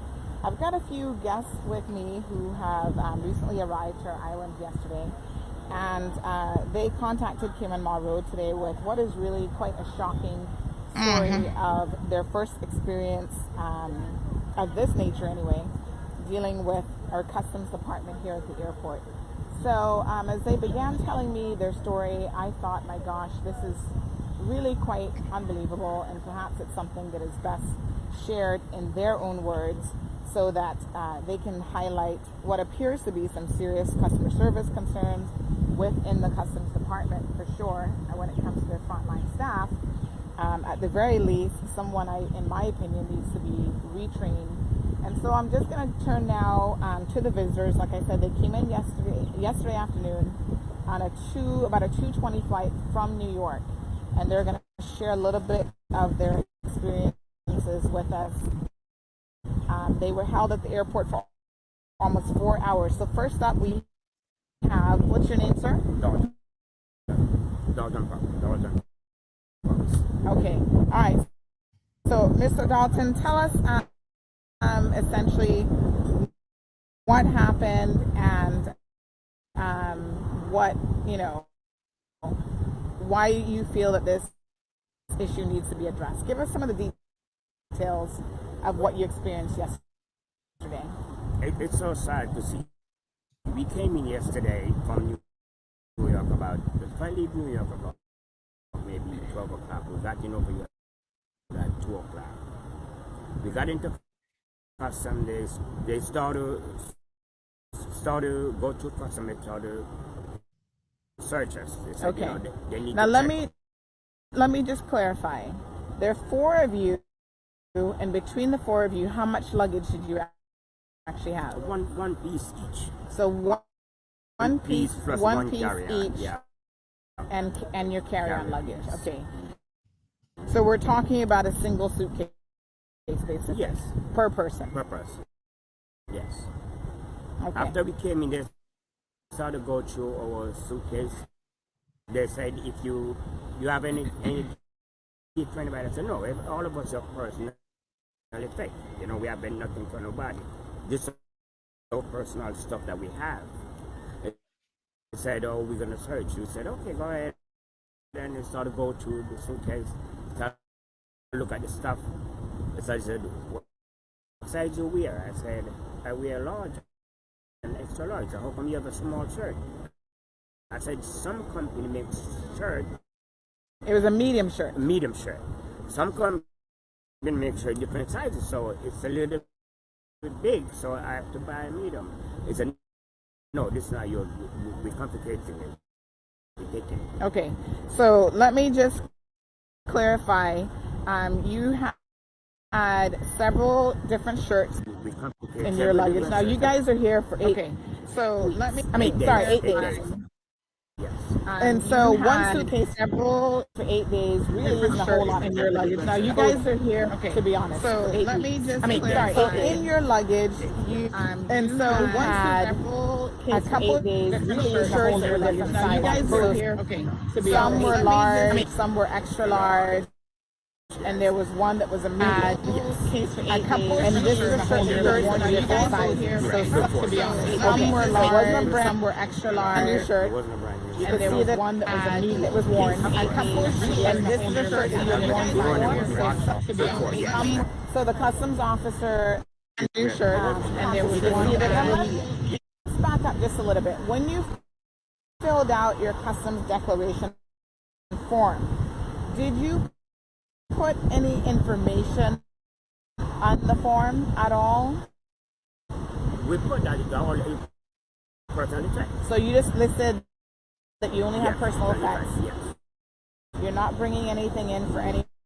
You're not bringing in anything to sell to anyone or anything of the sort. Okay. All right. And just to clarify for the benefit of our listening audience this afternoon, they were actually coming to Cayman for a wedding. We came in for a wedding. For a wedding that's Yes, this weekend. Yes, came in for a wedding. Yeah, for a family wedding that's this weekend. Okay, sir, you can continue. After they started going through the stuff, then they go to even the shoe that I worn already. They try to say the size of the shoes. Even my shorts, that's why they bring in so much shorts. Right. They even going to the waist of the shorts. They even, I have some personal medication like for my doctor prescribed, they open them, pour them out in their hand, and start to check my medicine. You can't do that. They said, why? Yeah. All right. So they opened up your medication that had your name on it. Yes, it was my in the name on pill it. bottle, and they poured it out in their hand, is what you shared with us. Yes. And then they started Googling your medication. Was that they go online to Google your medication? Yes. Wow. Yeah. Okay. Then, So they took the medium shirt. What else did they take? They took 2 medium shirts. Okay. They took, actually there was a water shoe that from my mom that was in the back. One water shoe. I didn't know that my wife packaged it, but it was. Okay. Okay. So that you were bringing as a gift for your mom. One pair of water shoes. Okay. And because your mom lives here in Cayman. So that you were bringing as a gift for your mom. One pair of water shoes. Other stuff that I have personal. And because your mom lives, So that you were bringing as a gift for your mom. So you brought 2 colognes for 8 days. One pair of water shoes. Were the cologne bottles open? Your mom had been used? Yeah. One was used and one wasn't. Okay. So you brought 2 colognes for 8 days. So they're questioning why you have more than 1 bottle of cologne. Because, you want to smell different during the trip. Yeah. I have 2 lotion. They said, why are you bringing 2 lotion for 8 days? Wow. How much rubbing you and this was this was unused lotion or new? One was used and one was taped up in the cap. Yeah. Okay. All right. So again, you had 2 colognes and 2 lotions, and essentially, custom staff is asking why, for an 8-day trip, you would have 2 of anything, including lotion or cologne. Okay. That's ridiculous. Yes. All right. All right. Now they even took one. They took one of your. Yes. Yeah. And so you only allow with one. Oh. So then they started going through this stuff again. They keep going through it. They're going through, they're checking my pants size, waist. They're checking my brief waist, the size. Said, how come this one is bigger than the other? I said, they're different company manufacturers make the different sizes. They said, oh, well, we're going to go through the bag and whatever size we see that you're, most we're going to take them. So they took them aside and they put my wife bags up. My wife is right there. Started to go through her stuff also. Okay, so let me just ask you about the shirts because I'm a little bit confused about this because I have clothing that's different sizes too. It depends on who makes it. Some things run bigger than others. So did they say to you, try it on? They see that it was worn. Like I don't understand. They said we're searching the bag. Please don't even talk. Okay, so they told you don't even talk. No, don't even talk. Don't even send it. We're going through the bag. I said no, but they're my brother. They said don't even talk. We're going through the bag and we're side we see that we're gonna take them. Okay. They go through the bag, and they search, and they took some of the shirt, they took some of the lotion, they took some of the stuff on the side. So we are going to take this stuff. And shoes that you had worn. How many pairs of shoes did you bring for the 8 days? They weren't. I bring worn shoes, I think like 3 pair of worn shoes and 1 shoes for the wedding. Okay. I bring. So about 4 or 5 pairs of shoes. Yes. Okay. And they started to go to the bag and then they took some of the stuff. Then they started.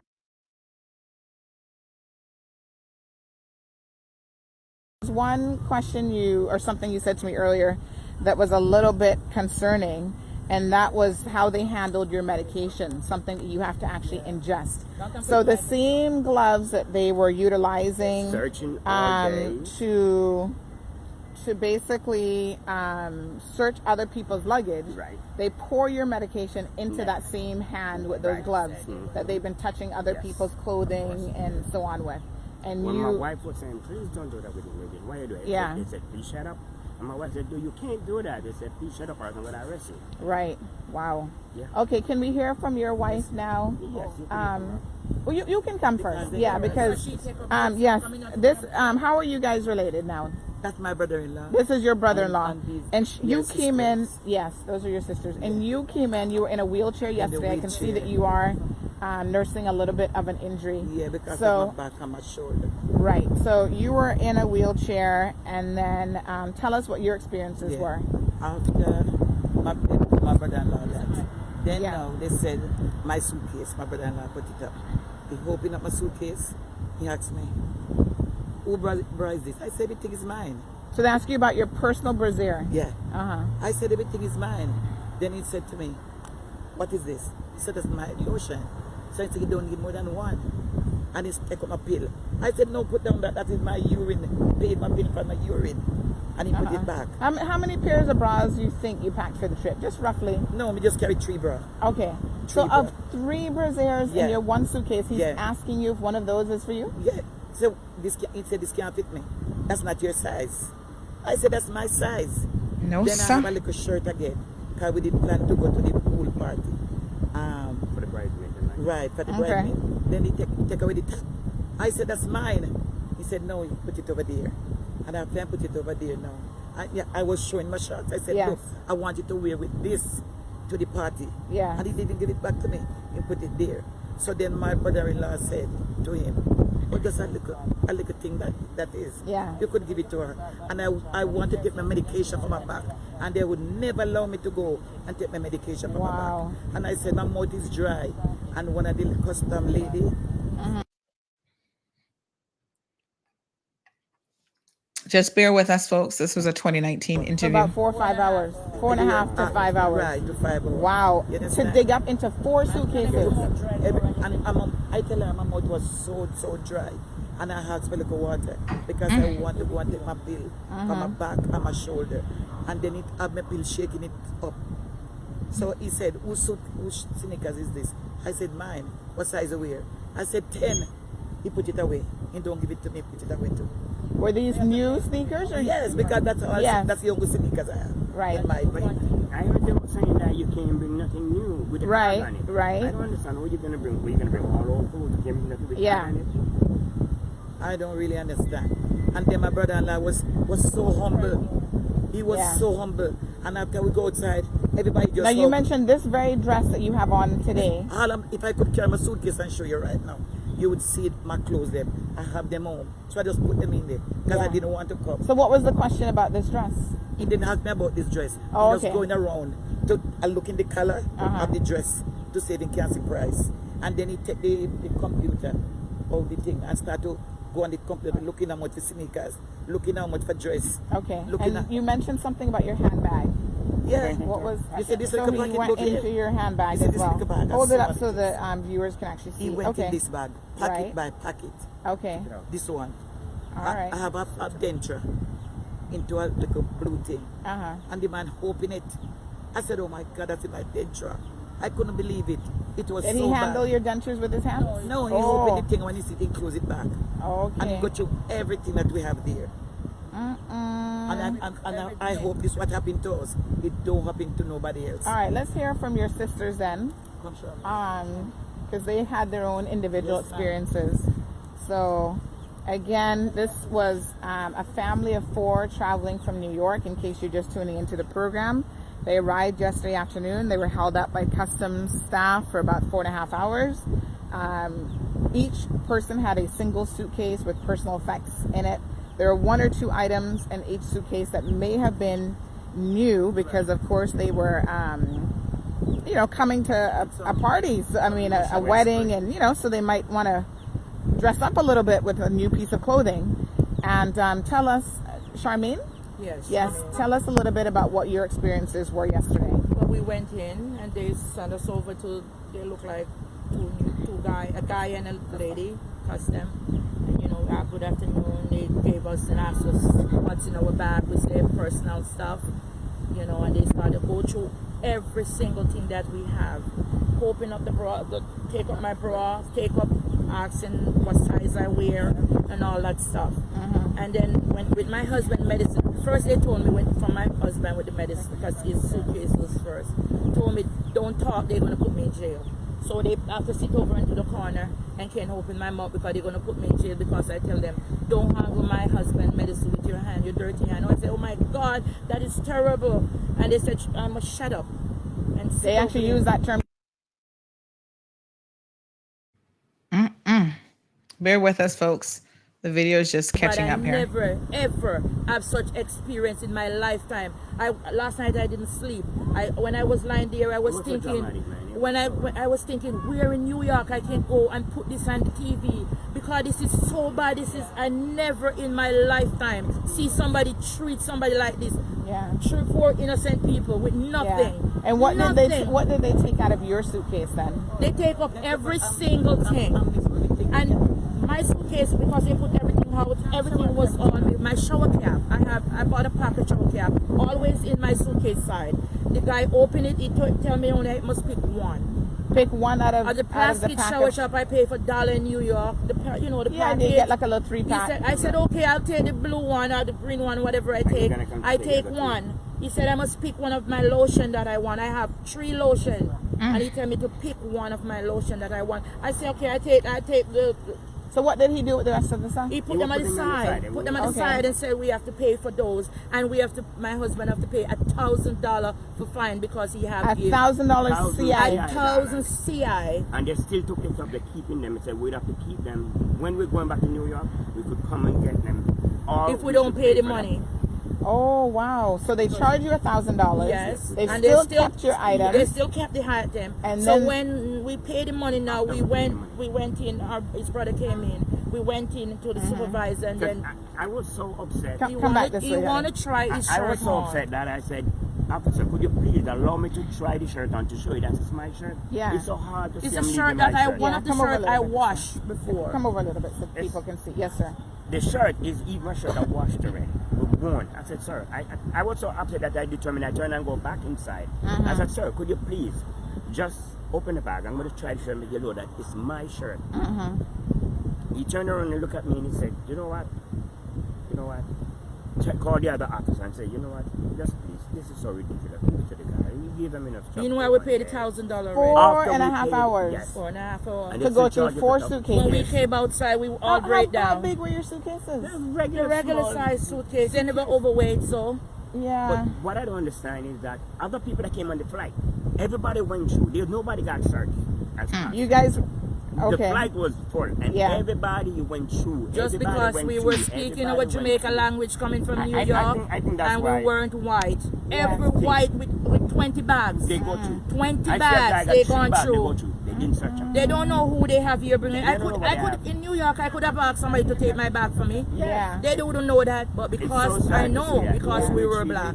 And I believe me, I was so sad. Last night I didn't sleep. I'm very, very upset. I'm so shaky. I feel like I want to go home. Wow. I have my parents with me and I tell them, I say, my mom and dad, I don't think my father.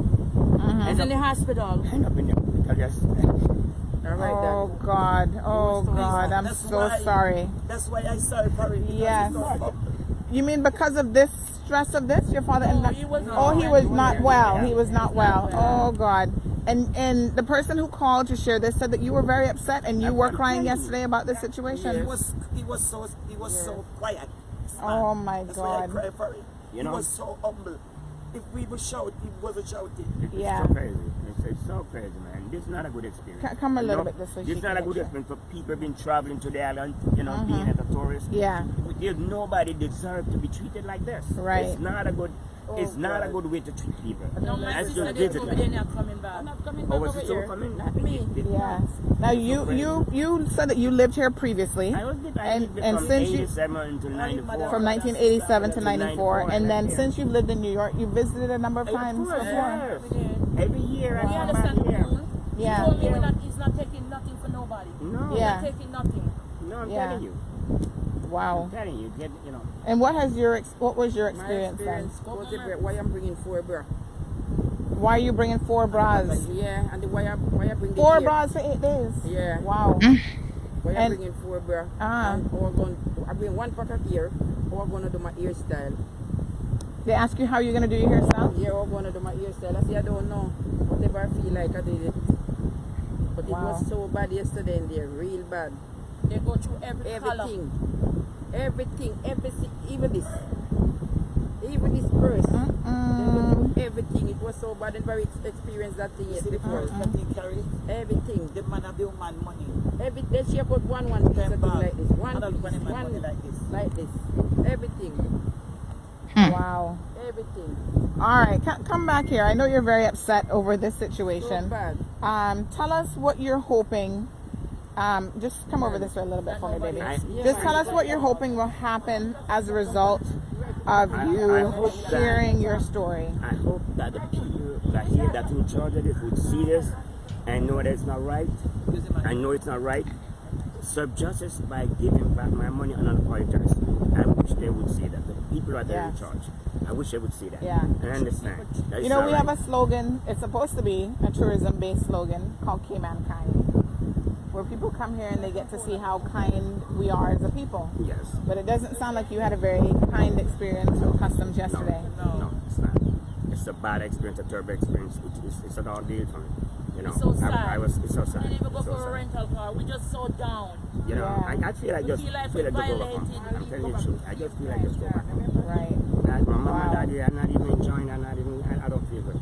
I wish they would see this. The money that we bring that we could use to enjoy ourselves, they took it. The whole thing they took. It's not easy. Wow. It's so And they sad. were threatening at one point to actually put you guys in jail as well. No. They said if I don't pay the $1,000, they're gonna lock me up. I'm gonna be arrested. That's what they said. I will not pay the money, but they said, listen, you have to pay the $1,000.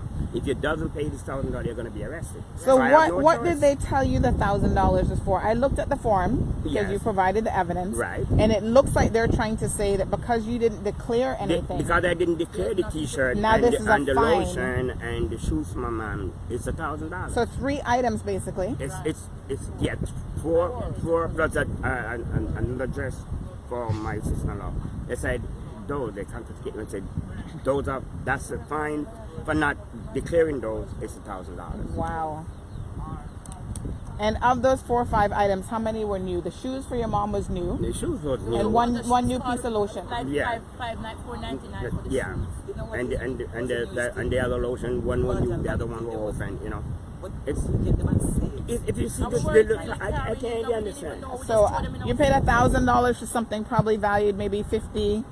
Not even $50 US. It doesn't value $50 every old thing that was in the packet that they took. You know, and it's my personal stuff. The only thing would be able to shoot my. Just stay tuned, folks. The video is just catching So up. we're gonna try to we're gonna reach out to the customs management on your behalf. Okay. And I'm hoping that this can be rectified because it sounds like something has gone wrong here and how this was handled. I would appreciate it. So, you know, a lot of people are commenting if you got the names of the individuals that you were dealing with. Do you have? I don't remember the name of them so much. I mean, I was just trying to get out there. I'm not able to take names because I was so that I didn't really tell the truth. I did not get the proper name. I wouldn't lie. You sure? Thomas or something. Yeah. Thomas, All right. So hopefully they can look into this a little bit more. Well, on behalf of the people of the Cayman Islands, I'm really sorry that you had this experience. And we will certainly do our best at Cayman Mall Road to try to. For your help. Yes. Just like a human being. Yes. Right? We will get to the bottom of this for you. I think the way to go is to actually do a formal written complaint, and we can assist you with that because obviously I know you didn't come here with computers to type anything up or anything like that. So. Yeah. Wow. All right, folks. So again, if you joined our program late, we were interviewing 4 visitors. All right, folks, I'm going to go ahead and just pull that video out. So this was back in August of 2019. And the question remains, what has changed since then? It seems to me like little has changed. Unfortunately, immigration officers still going rogue. I mean, help me to understand. I must say, in this case, these were male officers, which I found really peculiar because most of the time, and I hate to say this as a woman, but most of the time, the officers that have the worst attitude are the female officers, and I don't know why that is. They just come with an extra degree of saltiness and pettiness and ridiculousness. But tell me something. You are traveling overseas for 8 days and you take 4 brassieres and a customs officer thinks there's something wrong with that? Sir, I don't know where you from in Cayman and what bush you live in, but there's some women who wear a different bra every single day, depending on the nature of their activity. Several lotions, 2 bottles of perfume. Like you come in for a wedding. One day you want to smell one way, the next day you want to smell some. What? I couldn't believe. And you know what is so funny? You know, I'm listening to this interview. This is refreshing my memory. I didn't listen to it again before the show, but I remember that this interview had been done. And you heard what I said there? You have got to file a formal complaint. Nothing changes. All the media attention in the world is not going to change this issue if you all do not file complaints. Marlon.Bodden@gov.ky. He is head of the Professional Standards Unit at CBC. Please, if you have an experience, even the young lady who messaged me, and I've gotten a number of messages now. This person says, good morning, Sandra. Good morning, Sandy. Some of the customs officers are some of the dirtiest people in the world. I came through customs and had 2 suitcases and was questioned on everything that I had in my luggage. But 3 younger people in one group had 10 or 11 pieces. And the customs officer said to them, you got baby items, go ahead. Mind you, she had not got the slip of paper yet in her hand. Some of these boxes were oversized, but she was talking about baby items and tell you those people didn't look too innocent. But poor me put down even gifts that I had gotten, and they were asking me if everything in the suitcase was on the list. Mind you, I was there for over 2 weeks. So you know I have to have clothes to wear too, which was in those suitcases. But the young man that was by the counter was really professional and nice and could see I wasn't lying. Well, at least that one was professional. It is just a degree of ridiculousness, folks, that has me confused, I must admit. The messages that people are sending today about customs is shocking.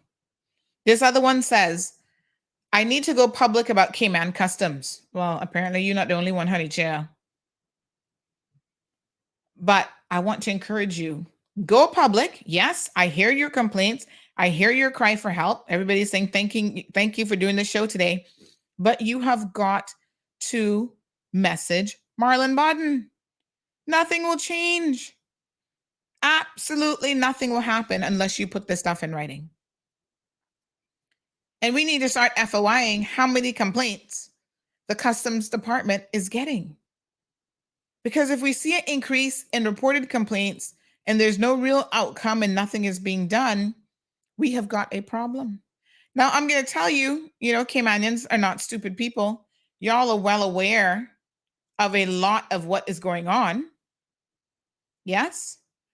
And so it should be no surprise that a number of you are messaging me to say, maybe of some of the people who ran the show, right? And didn't actually focus their time and energy trying to see which set of female draws they could be getting into that work customs. Listen to me very, very carefully. They're focused on the wrong thing. If some of them would focus on doing their jobs and training people and retraining people and writing people up when they're going rogue, maybe you wouldn't have customs officers asking people, why do you have 4 pairs of bras for 8 weeks or 4 brassieres for 8 days? My apologies. Why are you traveling with lotion? Handling people's medication with your nasty gloves. Like, really? Y'all gotta do better. This is ridiculous. Absolutely disgusting and ridiculous. Morning, caller. Welcome to the program. Morning, Sandra. How are you? Good. Are you the person that won the dash cam? That wasn't you. You won something else, or was it a dash cam?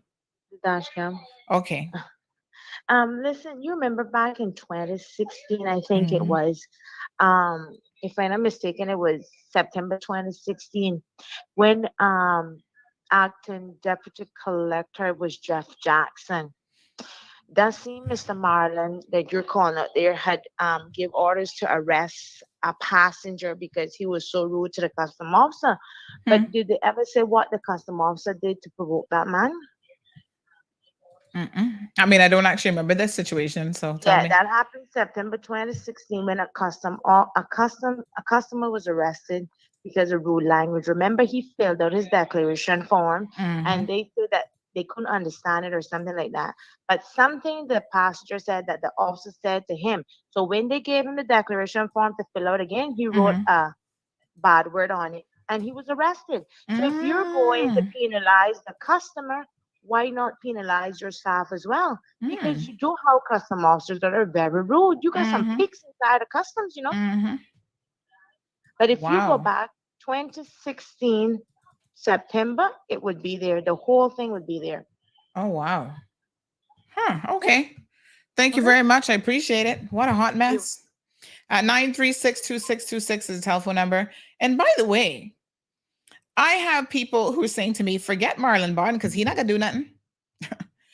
I've not met a single person yet who actually said that they believe that Marlon Bond is going to do anything. I'm a little bit confused.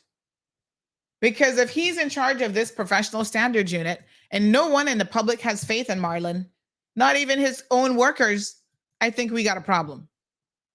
What's going on with Marlon Bawden at Customs? I'm just saying. I try to give a lot of these agencies the benefit of the doubt.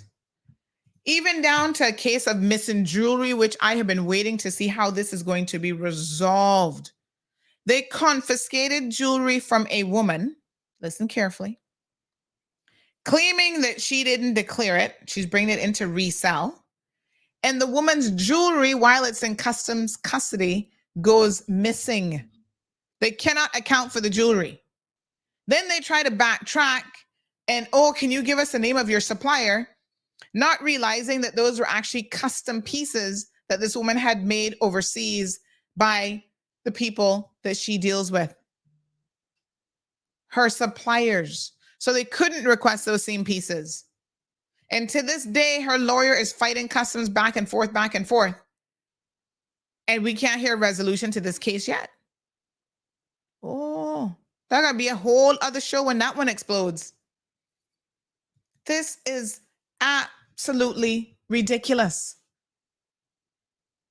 She just put it in a drawer. What?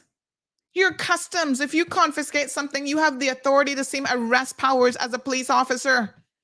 There's a chain of how you deal with and handle evidence, folks. You don't just throw some jewelry in a drawer and be like, that's the end of it. Unbelievable what is sliding at customs. And all sorts of accusations also sliding around the place about who these women are having relations with. And so nothing will ever happen to them because they're sleeping with so-and-so. The top brasses at customs. Something stinking around the place. Why is it that nobody believes that Marlon Bawden is ever going to do his job? And the professional standards unit? So this person say, Marlon not going to do nothing, go straight to Mr. Howell. But the proper procedure should be that you complain to Marlon Bawden. This other person says CBC officers need to be initially and properly trained by a professional trainer, plus have annual customer service training. Officers who are trained by other CBC officers pick up their same nasty habits. In addition, some of them need to work in the warehouse far away from face-to-face interaction with people. Not everybody should be forward-facing. You better believe that.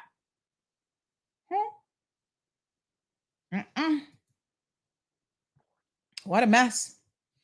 This other person says it's good that you're talking about this. The customer service is not just poor, it's piss-ass poor. Most travelers are treated like criminals or wild animals. Yes, the job can be challenging, but they must be professional. Another point, people have been complaining for years and nothing is done. They don't have any motivation to improve. Hopefully now they do. What an overkill, referring to that video. My goodness. People talking about how we're taking people who were cleaning the airport, Honduran women, promoting them because they were sleeping their way to the top, promoting them to CBC officers. And apparently, they never got the memo that just because you got a little advancement from a cleaner to a CBC officer in life, that does not make you anybody special, and you should not be acting the fool because of it. You have a job to do, and you should be doing your job professionally. This person messaged us yesterday, late last night, said, I need to go public about Cayman customs. I work here in the Cayman Islands for 7 years. I migrated to the US. I came here on the 1st of April to visit my husband, and the way how I got treated, I cried. All my undergarment, my bra, was being sears. I don't know.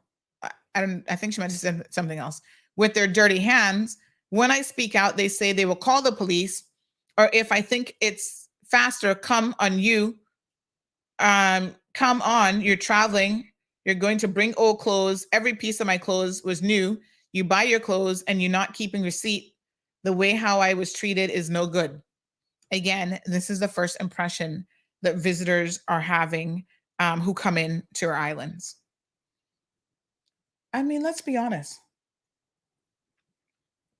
There are times when you travel, folks, when you might actually take new clothes with you.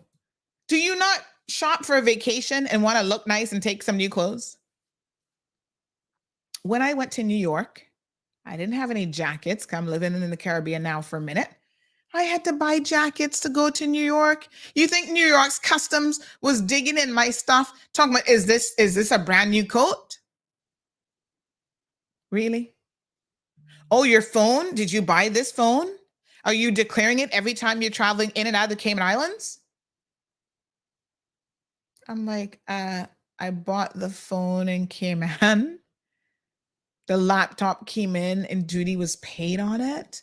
Or I actually bought it in the Cayman Islands. I'm like, what? The level of ridiculousness. I think some of the law needs to be reviewed, because when was the last time any of you actually declared your phone, your personal phone, every time you're traveling to and from the Cayman Islands? I bet you did not even know that was a requirement. John LaRue says, so true, female officers, such attitude here.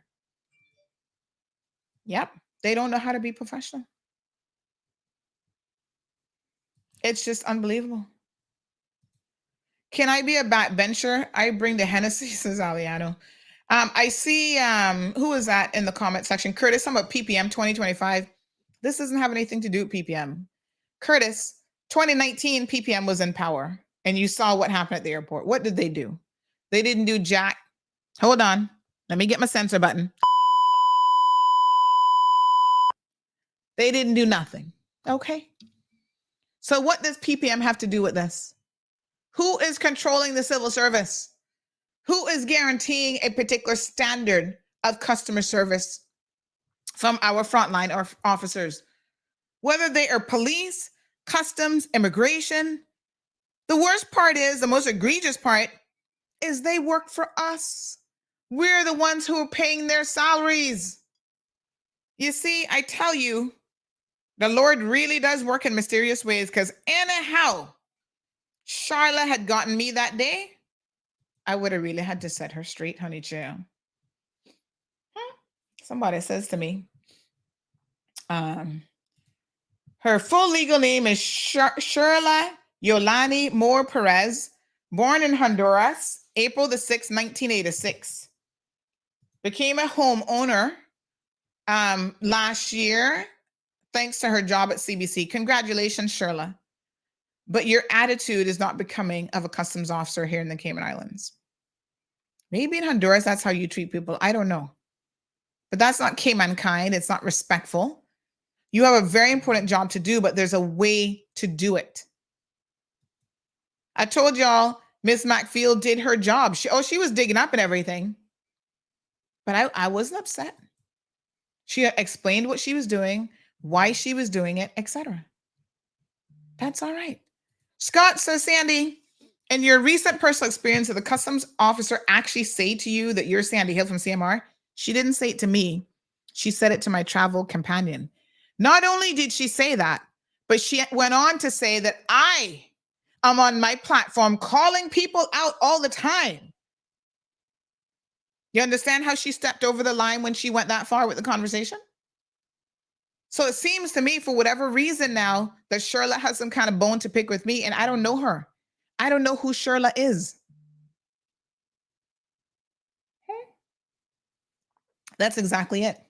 The question to the customs officer should have been, are you using your personal bias while performing your role as a CBC officer? Like I said, she didn't say it to me because God knows it would not have ended well. Because I would have been asking that exact same question. Like, what do you mean? What CMR being brought into this for?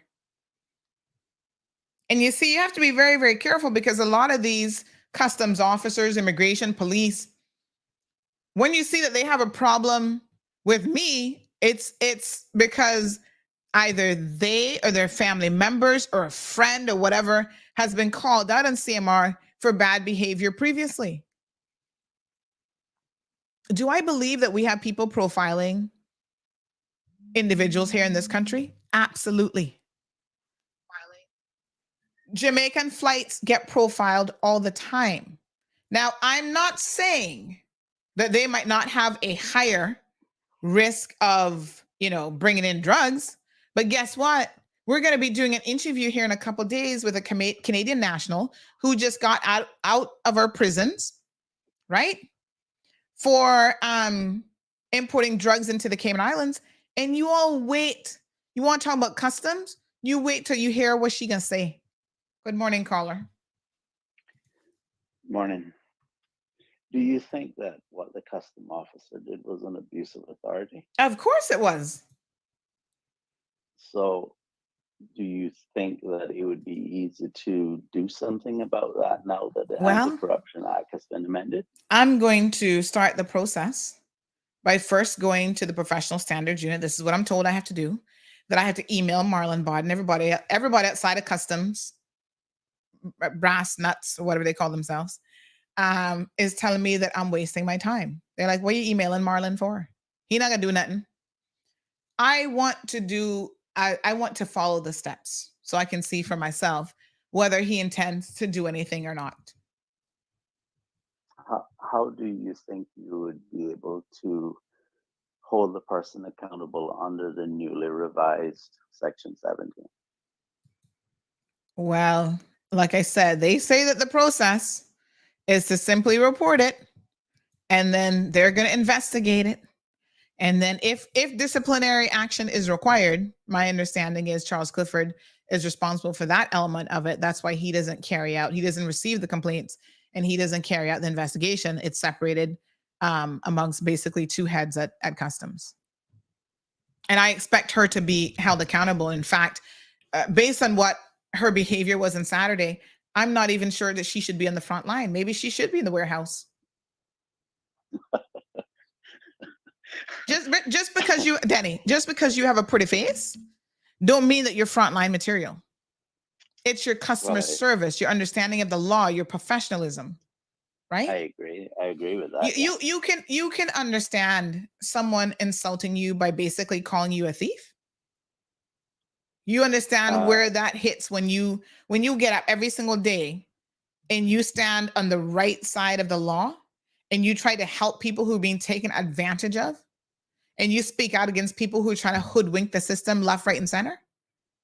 And for someone to then talk about, oh, this is Sandra Hill, so I'm going to try to make an example of her. You understand that you barking up the wrong tree, right? Yeah, well, I think oftentimes you have some people who make comments without any regard for how negatively that will impact the person's life. And and the thing about it, other people in the airport, it's difficult to do anything about it. Yes, and other people are in the airport hearing and seeing this interaction and stuff like this. Like I said, I was minded to keep my cool because, I had my mommy hat on, and that was the most important thing in that moment. But I hope Shirla understood that when I left the airport, it just wasn't gonna go so. No, sir. we'll see how it goes. I'm sure we'll hear about it on CMR. You better believe it. All right, take care. All right, my dear.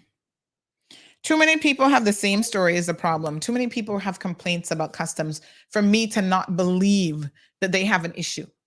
So in this moment, this isn't even about me. This is about how many other people are being subjected to this kind of behavior. I was telling you all about this friend of mine who, you know, I use the term friend loosely because he's really a friend of my husband's, but just met him for the first time.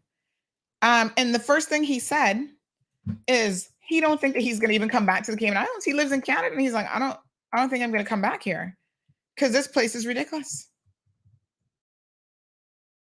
Hold on one second. Let me see if I can get him on the phone here this morning, because y'all need to hear it from other people too.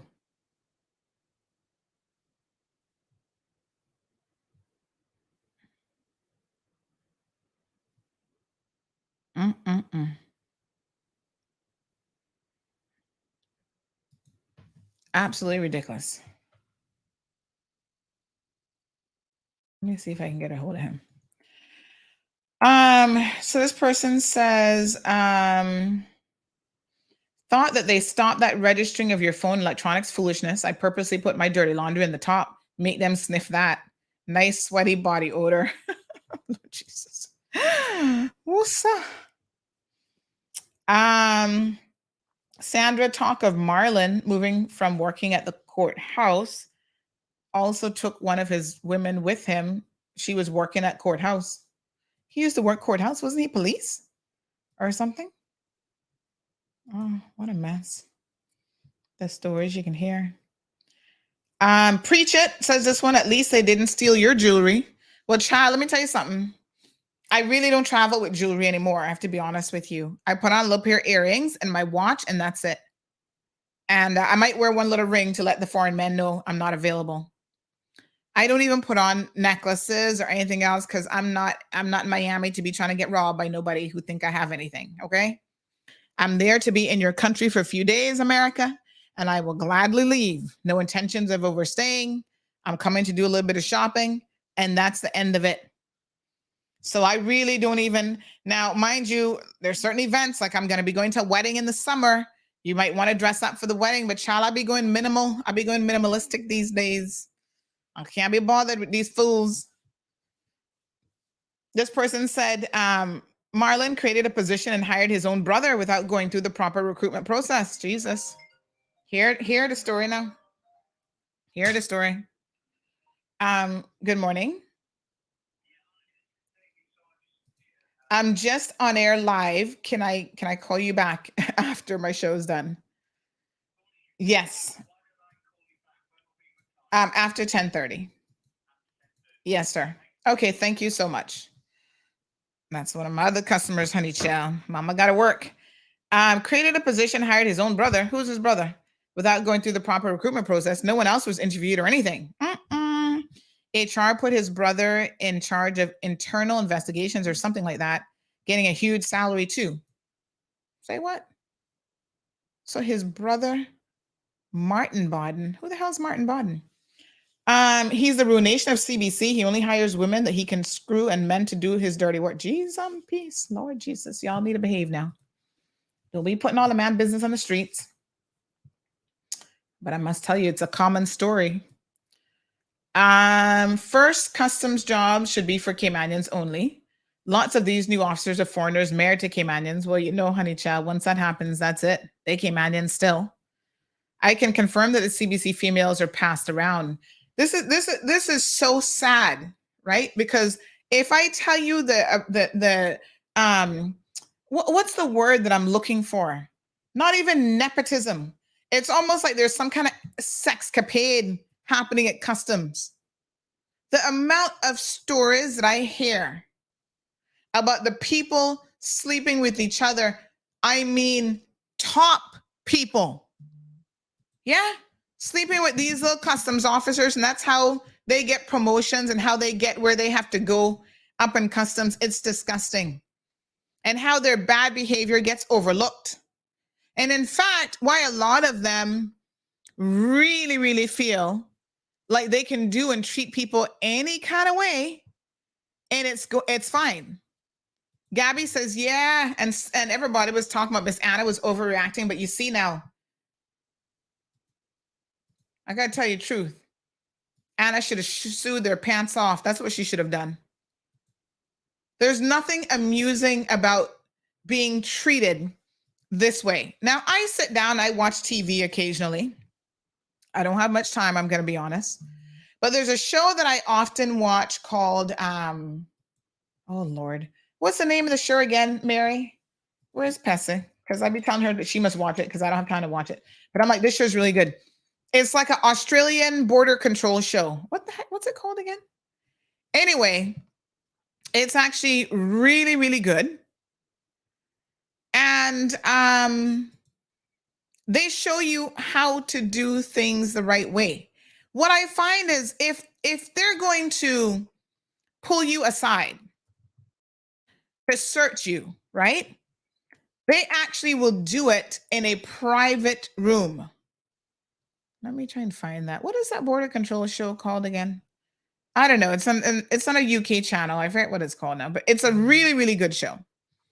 And they actually pull you aside and they take you into a private area to do a more thorough search.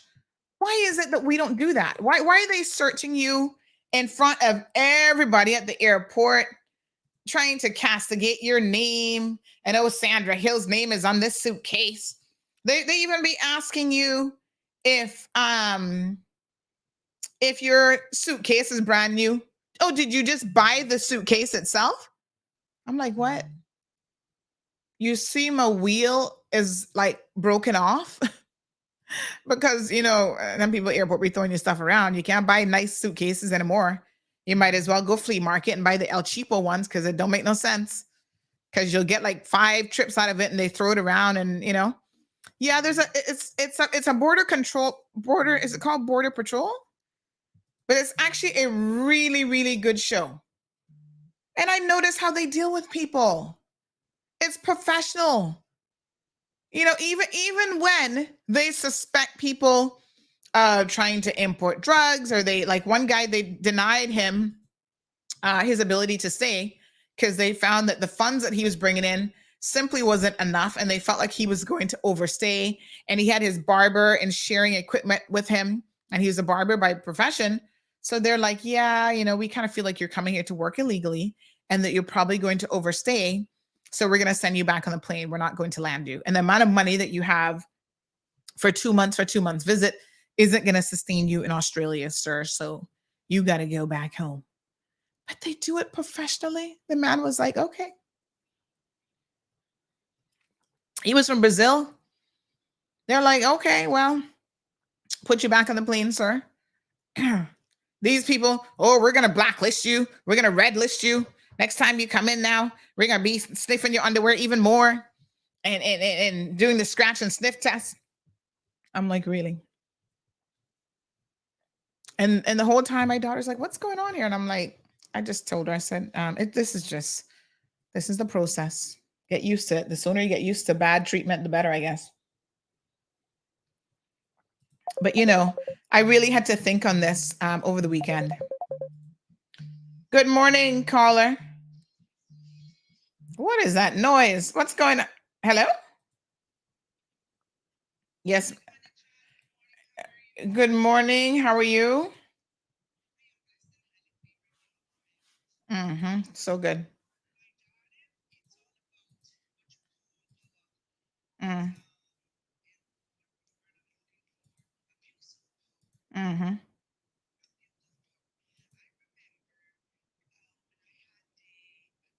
Airline that I was manager and director of the Atlantic Airlines, a flight that used to go to Honduras, La Ceiba.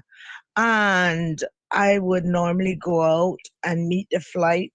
And once the door is open, I would go and take the mail bag from the stewardess, bring it down and take it into customs to have it searched.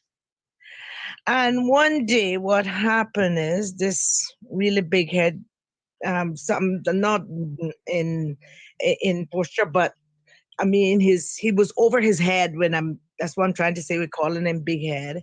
He chooses to have his staff search me. Now, if I had come in on that flight, I wouldn't have a word to say. I just went to the door, took the bag, and came down to customs. They wanted to search my bag. I say, okay, here's my personal handbag. You can search that, which was very, annoying to me because at the time, as I say, I did not come in on the flight. Little and behold, the man ordered a little younger girl than me to take me in an enclosed room and to strip search me. I said, are you out of your mind? Are you crazy? What was I supposed to do? Go by the plane door, push my head in and swallow some narcotics or something, or push up some? Come on. It's abuse of power. You understand? So what they did, I tell them there's no way. And I thank God for salvation. Honestly, I thank God for salvation, because back then, the words wasn't good. But anyway, that was before you became a Christian, so you would have popped a few words on them. Okay, I got you. So anyway, I refused to let them strip search me and feel me and what have you. So they asked me if I would have been willing to go to the hospital to take an X-ray. Okay, I went off the chain, but I went. And I say, under the circumstances that I am paying for nothing. And do you know that I was transported to the Georgetown Hospital and to do an X-ray to make sure nothing was pushed up in me or in me? I don't know how they expect it to get in me, but it was just plain, simple abuse of power. I went and I contacted the head. I think it was Jeff Jackson at the time. He was some higher up there, and I spoke with him.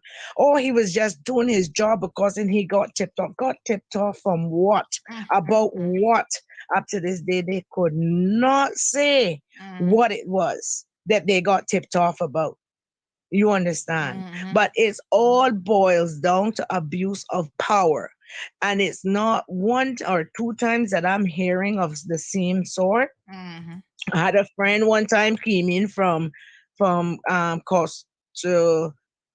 Dominican Republic, and he brought some cake pastries for his family member where their parents sent for them. And you know that they held him up in that custom office for over 4 hours and harassing him, and they tell him to sample it. He sampled it. Eat more, eat more, eat more. They keep on, they were telling him. And basically, if I don't want me to eat more, who going forward would never get anything. You understand? So if he sample it once and there's not see nothing wrong with him, why not just allow the man to come out with what he had with the pastry and give it to who it needs to go to?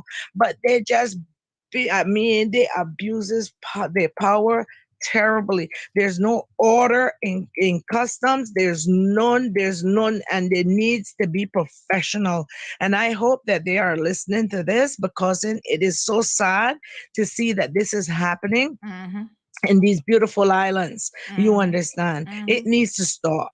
It needs to stop. They need to train these officers to be more professional than what they are right now, and how they are portraying and carrying out their duties. It is dead wrong. Wrong.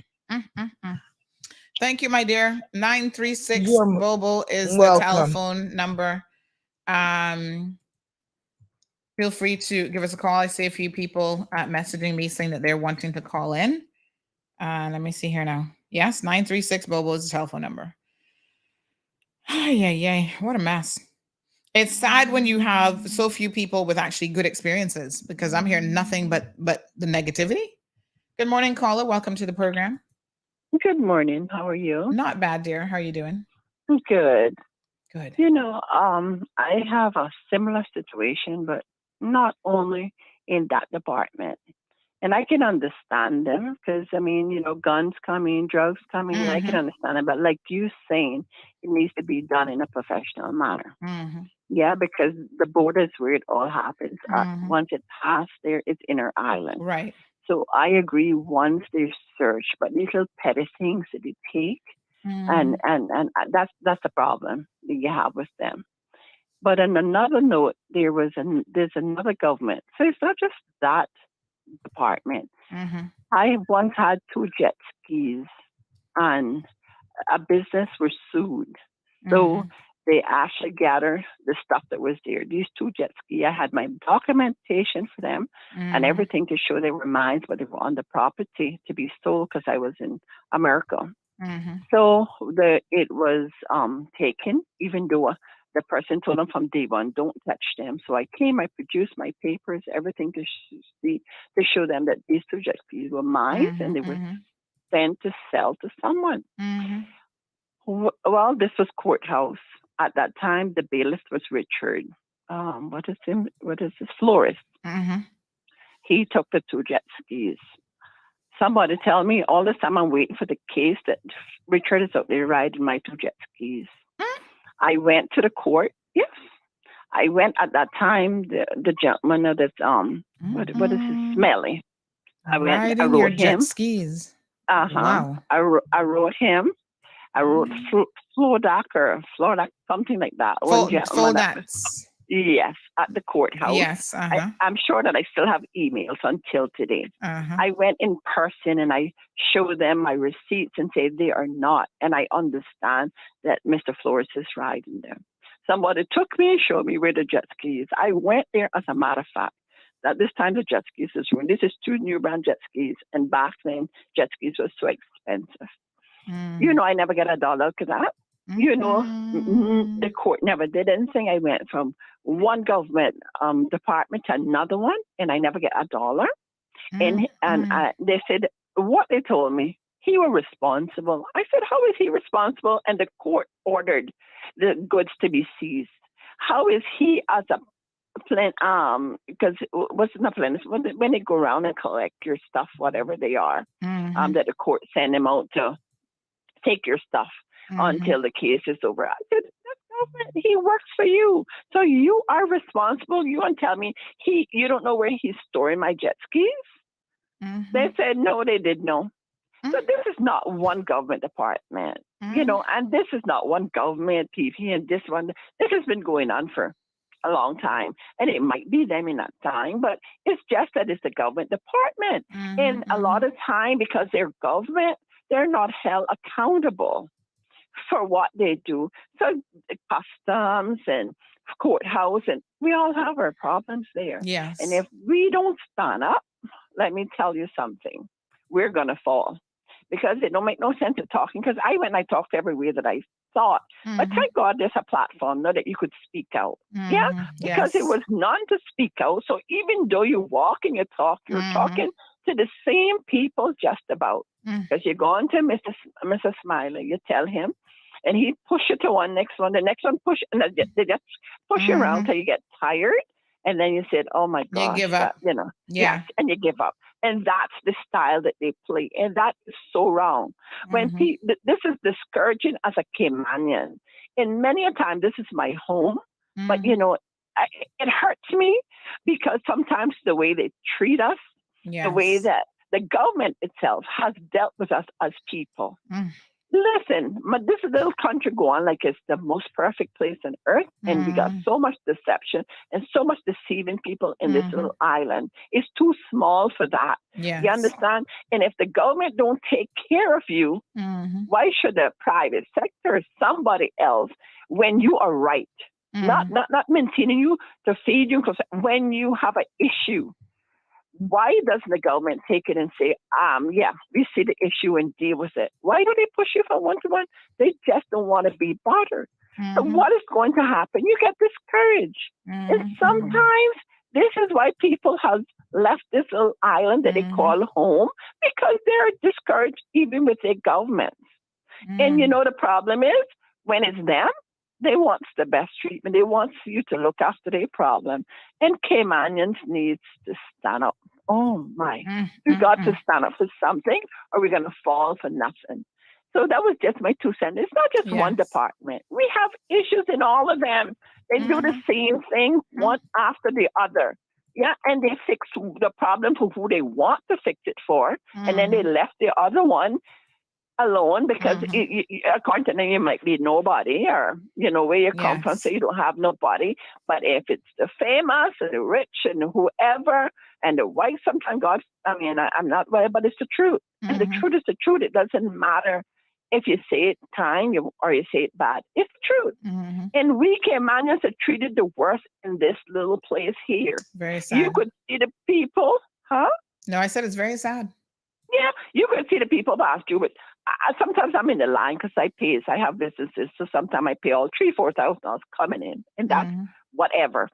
When you see the people passing me 3 suitcases in white bag and going through the nothing to declare line, I'm looking like, you know, really? And then the little Caymanian, they send them down to whatever. It is not good. It's not good. And you know, they need to really take into consideration the Caymanians because we are the minority, but they should make us, even though the numbers are small, they should make us first.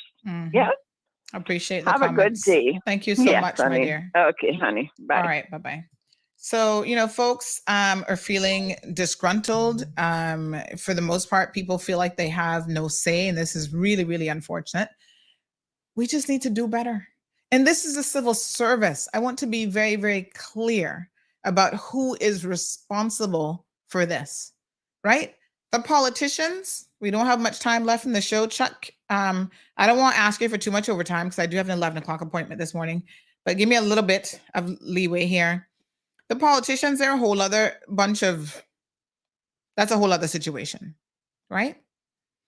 You know, I was reflecting this weekend on myself when I went and got this 17-year-old degree from 2006, finally framed.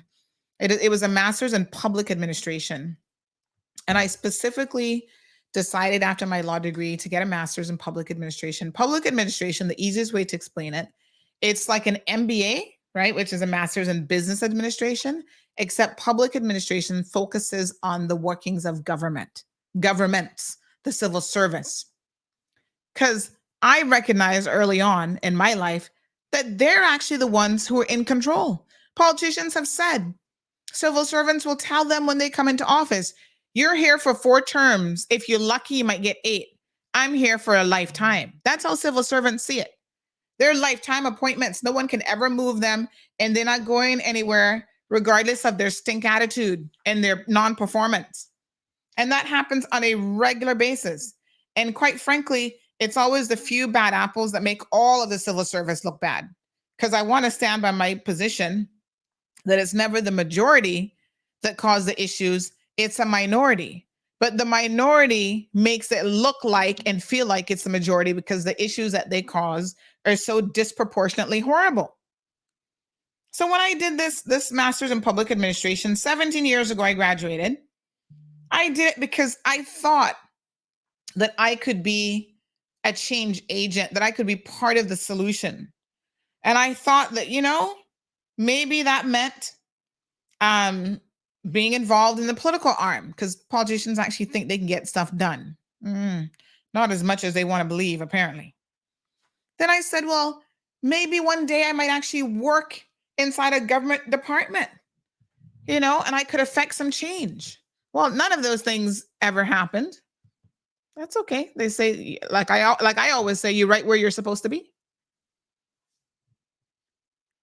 But what I find very, very striking, I hear a lot of people talking about these WhatsApp groups.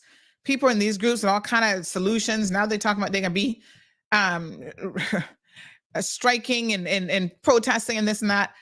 The average person, and I don't mean this to sound arrogant in any way, shape, or form, but the average person really has no understanding of what's going on in that government building. We don't know. We don't have a clue how decisions are made, how there's no accountability, how a civil servant can never get fired, right? They do the most and they are protected. The ones that they discipline should not be the ones who are kicked out of the civil service. But it's because they try to stand up and they try to speak up, and then they are the ones who are punished. The ones who don't perform. Y'all want to talk about poor levels of performance? Yeah. Let me touch on this briefly. Chuck, can I get a little bit of overtime this morning, honey child? Let's talk about this. Over the weekend,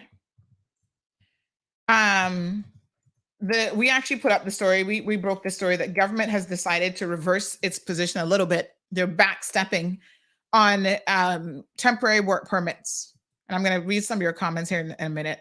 I know a lot of comments have been coming in. So they have decided to reevaluate the position because a lot of small businesses are coming forward saying the requirement to advertise a temporary work permit is really going to be problematic for them. And so the question is, it's a cost benefit analysis type of situation. What it's going to cost small businesses who are already tethering on survival, right? Is it actually worth that? And what is the problem? What is it that you're actually attempting to address? What is it going to fix? Cayman now has one of the lowest employment rates that it has had in a very long time. You see, people don't talk about, y'all want to lambast the government. Well, say what you want. But right now, you have the lowest unemployment rate amongst Caymanians. Pay attention. School's in session now. So the question becomes, what policy is driving the decision to require people to advertise temporary work permits? Well, what are we trying to achieve? Because the amount of paperwork that you're going to increase on an already overly burdened WORC system. Work permits are taking 9-8 months to even be looked at by them right now. They are so woefully behind. Permanent residency applications are behind. Right? My poor husband, his application for Cayman status sat with those people for a year before it even got listed on the agenda. And let's be honest, we've been together coming up in 10 years and a couple months. This would have been a relatively straightforward application. We've been married for over 8 years. It's not rocket science, folks. They couldn't even look at it. And then when they decided to finally look at it, they're going to email me and tell me, oh, well, not email me, email him. And then, of course, he forwards it to me because he's like, listen, she's my manager. Oh, one of your references didn't provide their documentation. I say, I know y'all must have think I'm stupid, but not today, honey chill. He's a Caymanian, and his passport, he's born before 1975. So his passport is the only evidence that you need that he's a Caymanian. Oh, we're sorry. Yeah, they made a mistake. We'll have it relisted.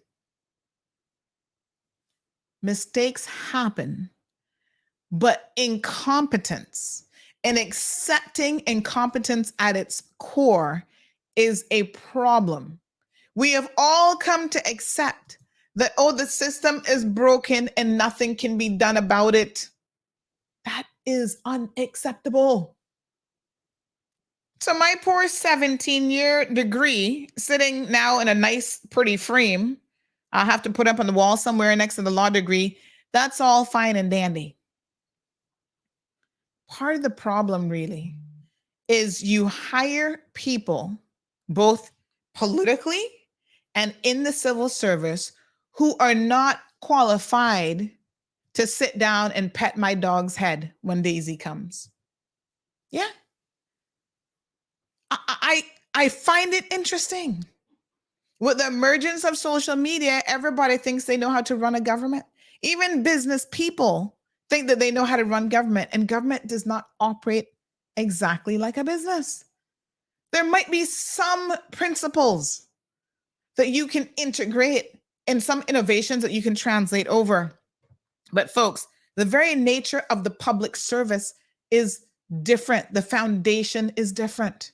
That's one of the basic things that I learned in this master's in public administration. You're not ever comparing apples to apples and oranges to oranges when you're talking about private sector versus public sector. And people need to understand that. So everybody's a community activist. Everybody in the community knows how to run the country. They can tell the premier what to do. And, oh, he's not doing a good job, this and that. Y'all don't have a clue what is required. And you also don't have the clue that the challenges of him being the premier of this country, having to work with civil servants every day and all the other ministers to try and get stuff done, how incredibly difficult a process that is. We're not even going to get into the logistics of how some of them are purposely trying to derail the government and purposely trying to make government look bad.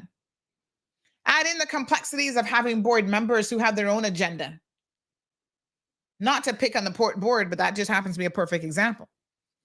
They're all befuddled and confused over there because those port board members, some of them want to be running the show because they think that they're the MD for the port.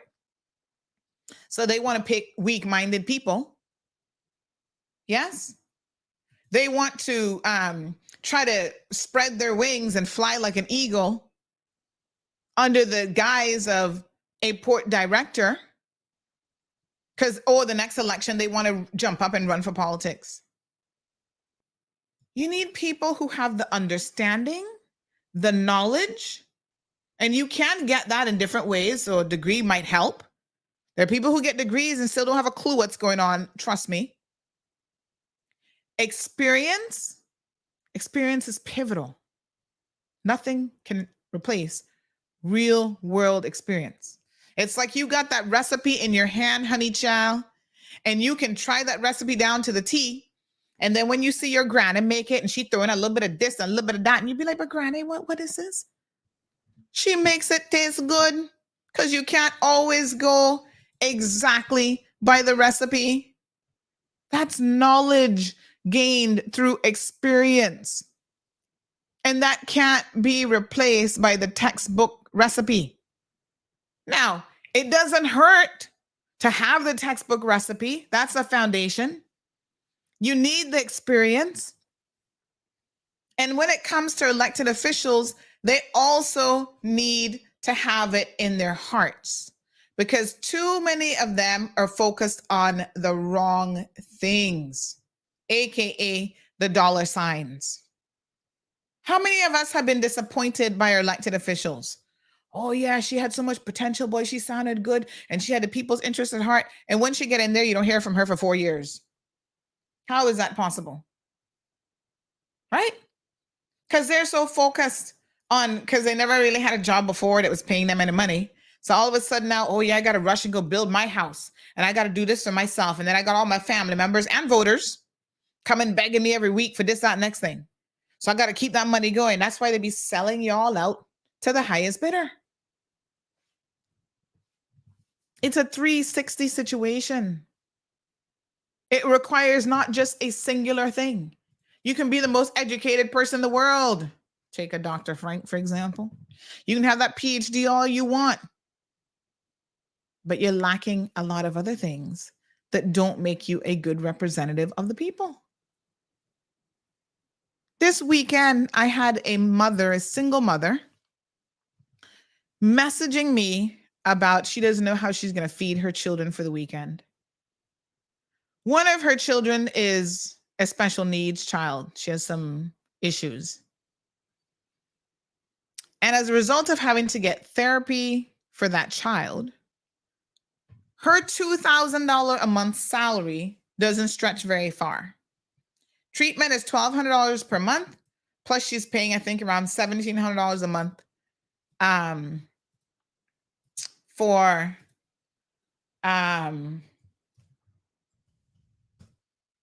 rent. She can't pay the CUC bill. It's a choice of, do I pay my CUC bill or do I get this child therapy so she can kind of half function in school? And I'm like, wow, talk about some tough choices to have to make. Nobody should ever have to make that choice for their child. Then she's told by NAU that she makes too much money to qualify for their assistance. Well, that doesn't make any sense to me. I'm like, isn't it NAU threshold 3,000 or 3,500 or whatever? But this is, again, where the system is broken. If a parent can prove to you that she is paying for therapy for her child, and the child is actually going to therapy, that should be very easy to verify. What kind of foolishness you gonna tell this woman about she's making too much money in a single parent household? You could offer food assistance with food. I mean, something. I am just not understanding how anybody at NEU would have told her that. I'm like, that doesn't make any sense. There's something wrong with the system. So I said, okay, listen here now. I'm a solutions-oriented person, right? The most important thing is feeding those children for the weekend. Because y'all know, a hungry belly is a miserable person, especially children who don't understand why you can't afford to buy them food. I literally got in on Saturday evening. Caller, I'm coming to you in 1 second. I literally got in Saturday evening after having this ordeal with customs, and then I see this message. I had to put my situation, and when you compare my situation with customs versus this poor woman, it's trivial. Let's not confuse the two. Yes?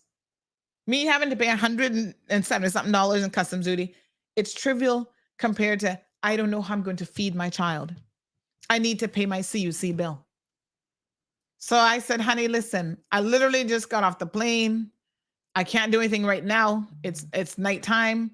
Tomorrow is Sunday. Grocery store options are limited, but I will get you sorted out tomorrow with something to be able to feed your children. Big shout out to McRuss grocery store, because I was able to message them, say, listen, give me a credit of $100. I've never even done this before, so I didn't even know what their arrangement was. I said, you can call me, get the payment, $100. She can come there and buy food items for her family, for these children, so that they can now have something to eat.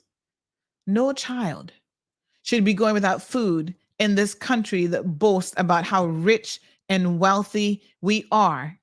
And we can have multi-million-dollar condos on the beach, family homes worth millions of dollars, people sitting on millions of dollars worth of land and property. And yet we have children with a population of 75,000 that don't have food.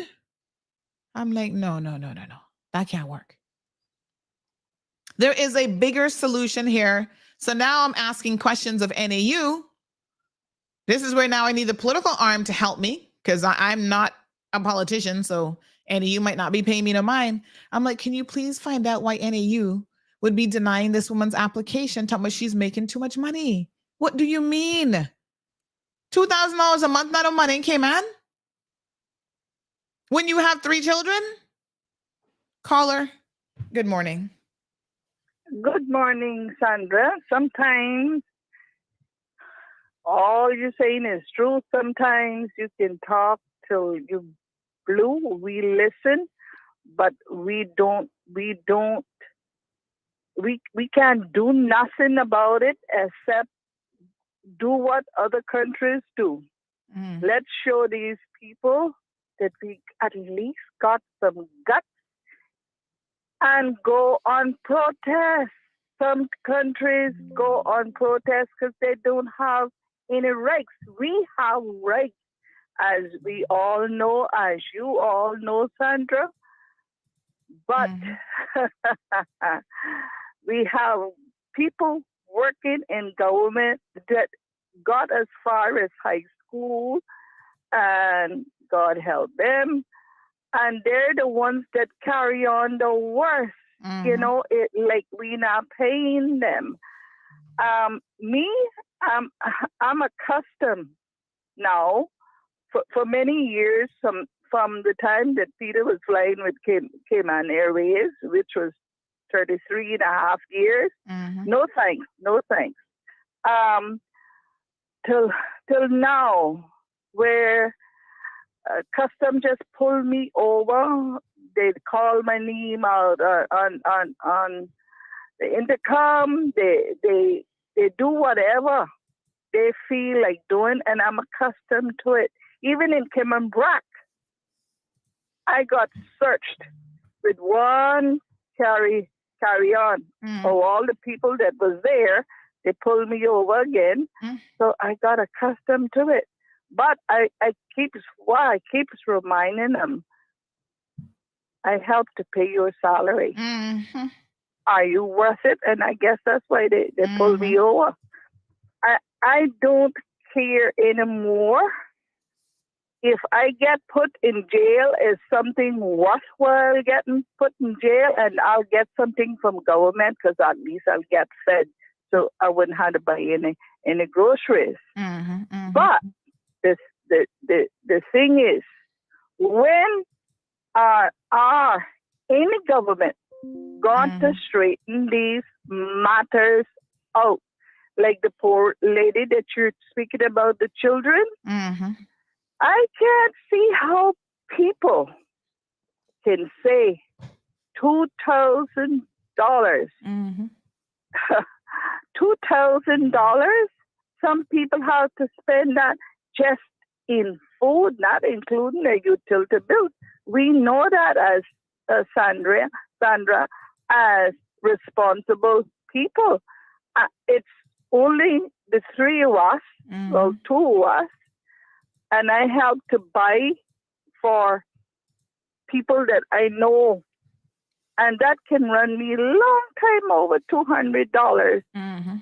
With the prices now, they should damn well be, be ashamed of themselves. $2,000, and whoever she's working for, do they know anything about a raise of pay? Because it's government people. Yeah, I mean, I don't have any details on I don't obviously know where she works, right? And one of the things I do want to say, because I want to make this very, very clear, because a lot of this is within our control as well as people.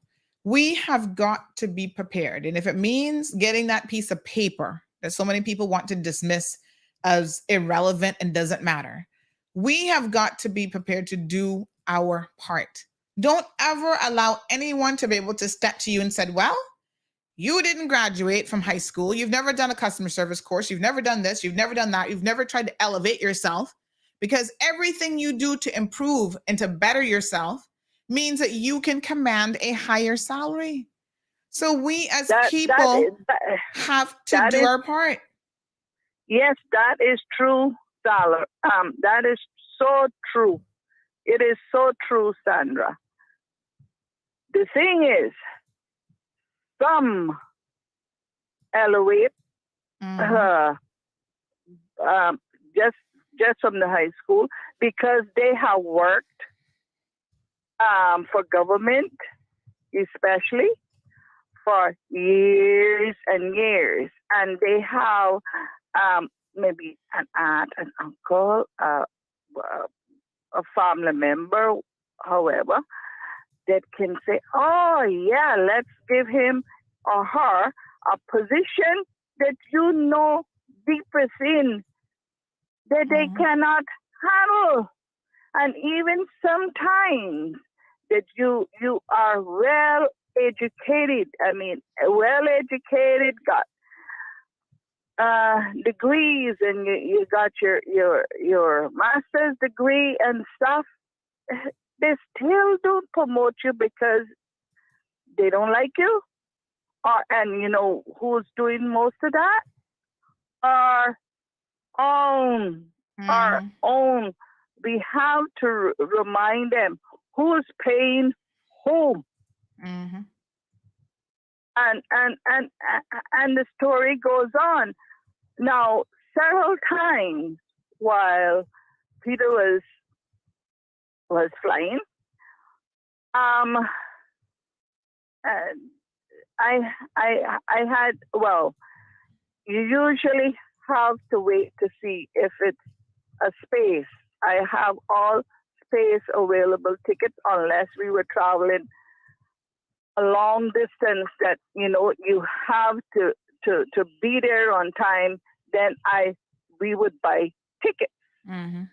Unless, you know, buy tickets because we'll miss our next flight going to Europe or what. But this little island is so small. We have lost control. And several times I've been pulled over because they don't understand what jump seat means. Okay. Now, if I was so dangerous, that would be the place for me to be really dangerous in a jump seat. But that wasn't going very far. But I can do I can do a lot of things in a short distance. But I would do it with my husband in control. Honestly, it makes you stop and wonder how in the heck these people even got a job. How it's so many things to be corrected that it's gone beyond numberless now, and should have been corrected. Government after government, government after government, but it go according to who you vote for, who's your family. I know my family can't help me. Most of them are old, and they can't help me. So I don't know. The only solution is to let them to see we're done talking. We're done talking. But Sandra, you push it out there. You speak the truth. I love your program. I could go on and on and on, but I know it's getting late.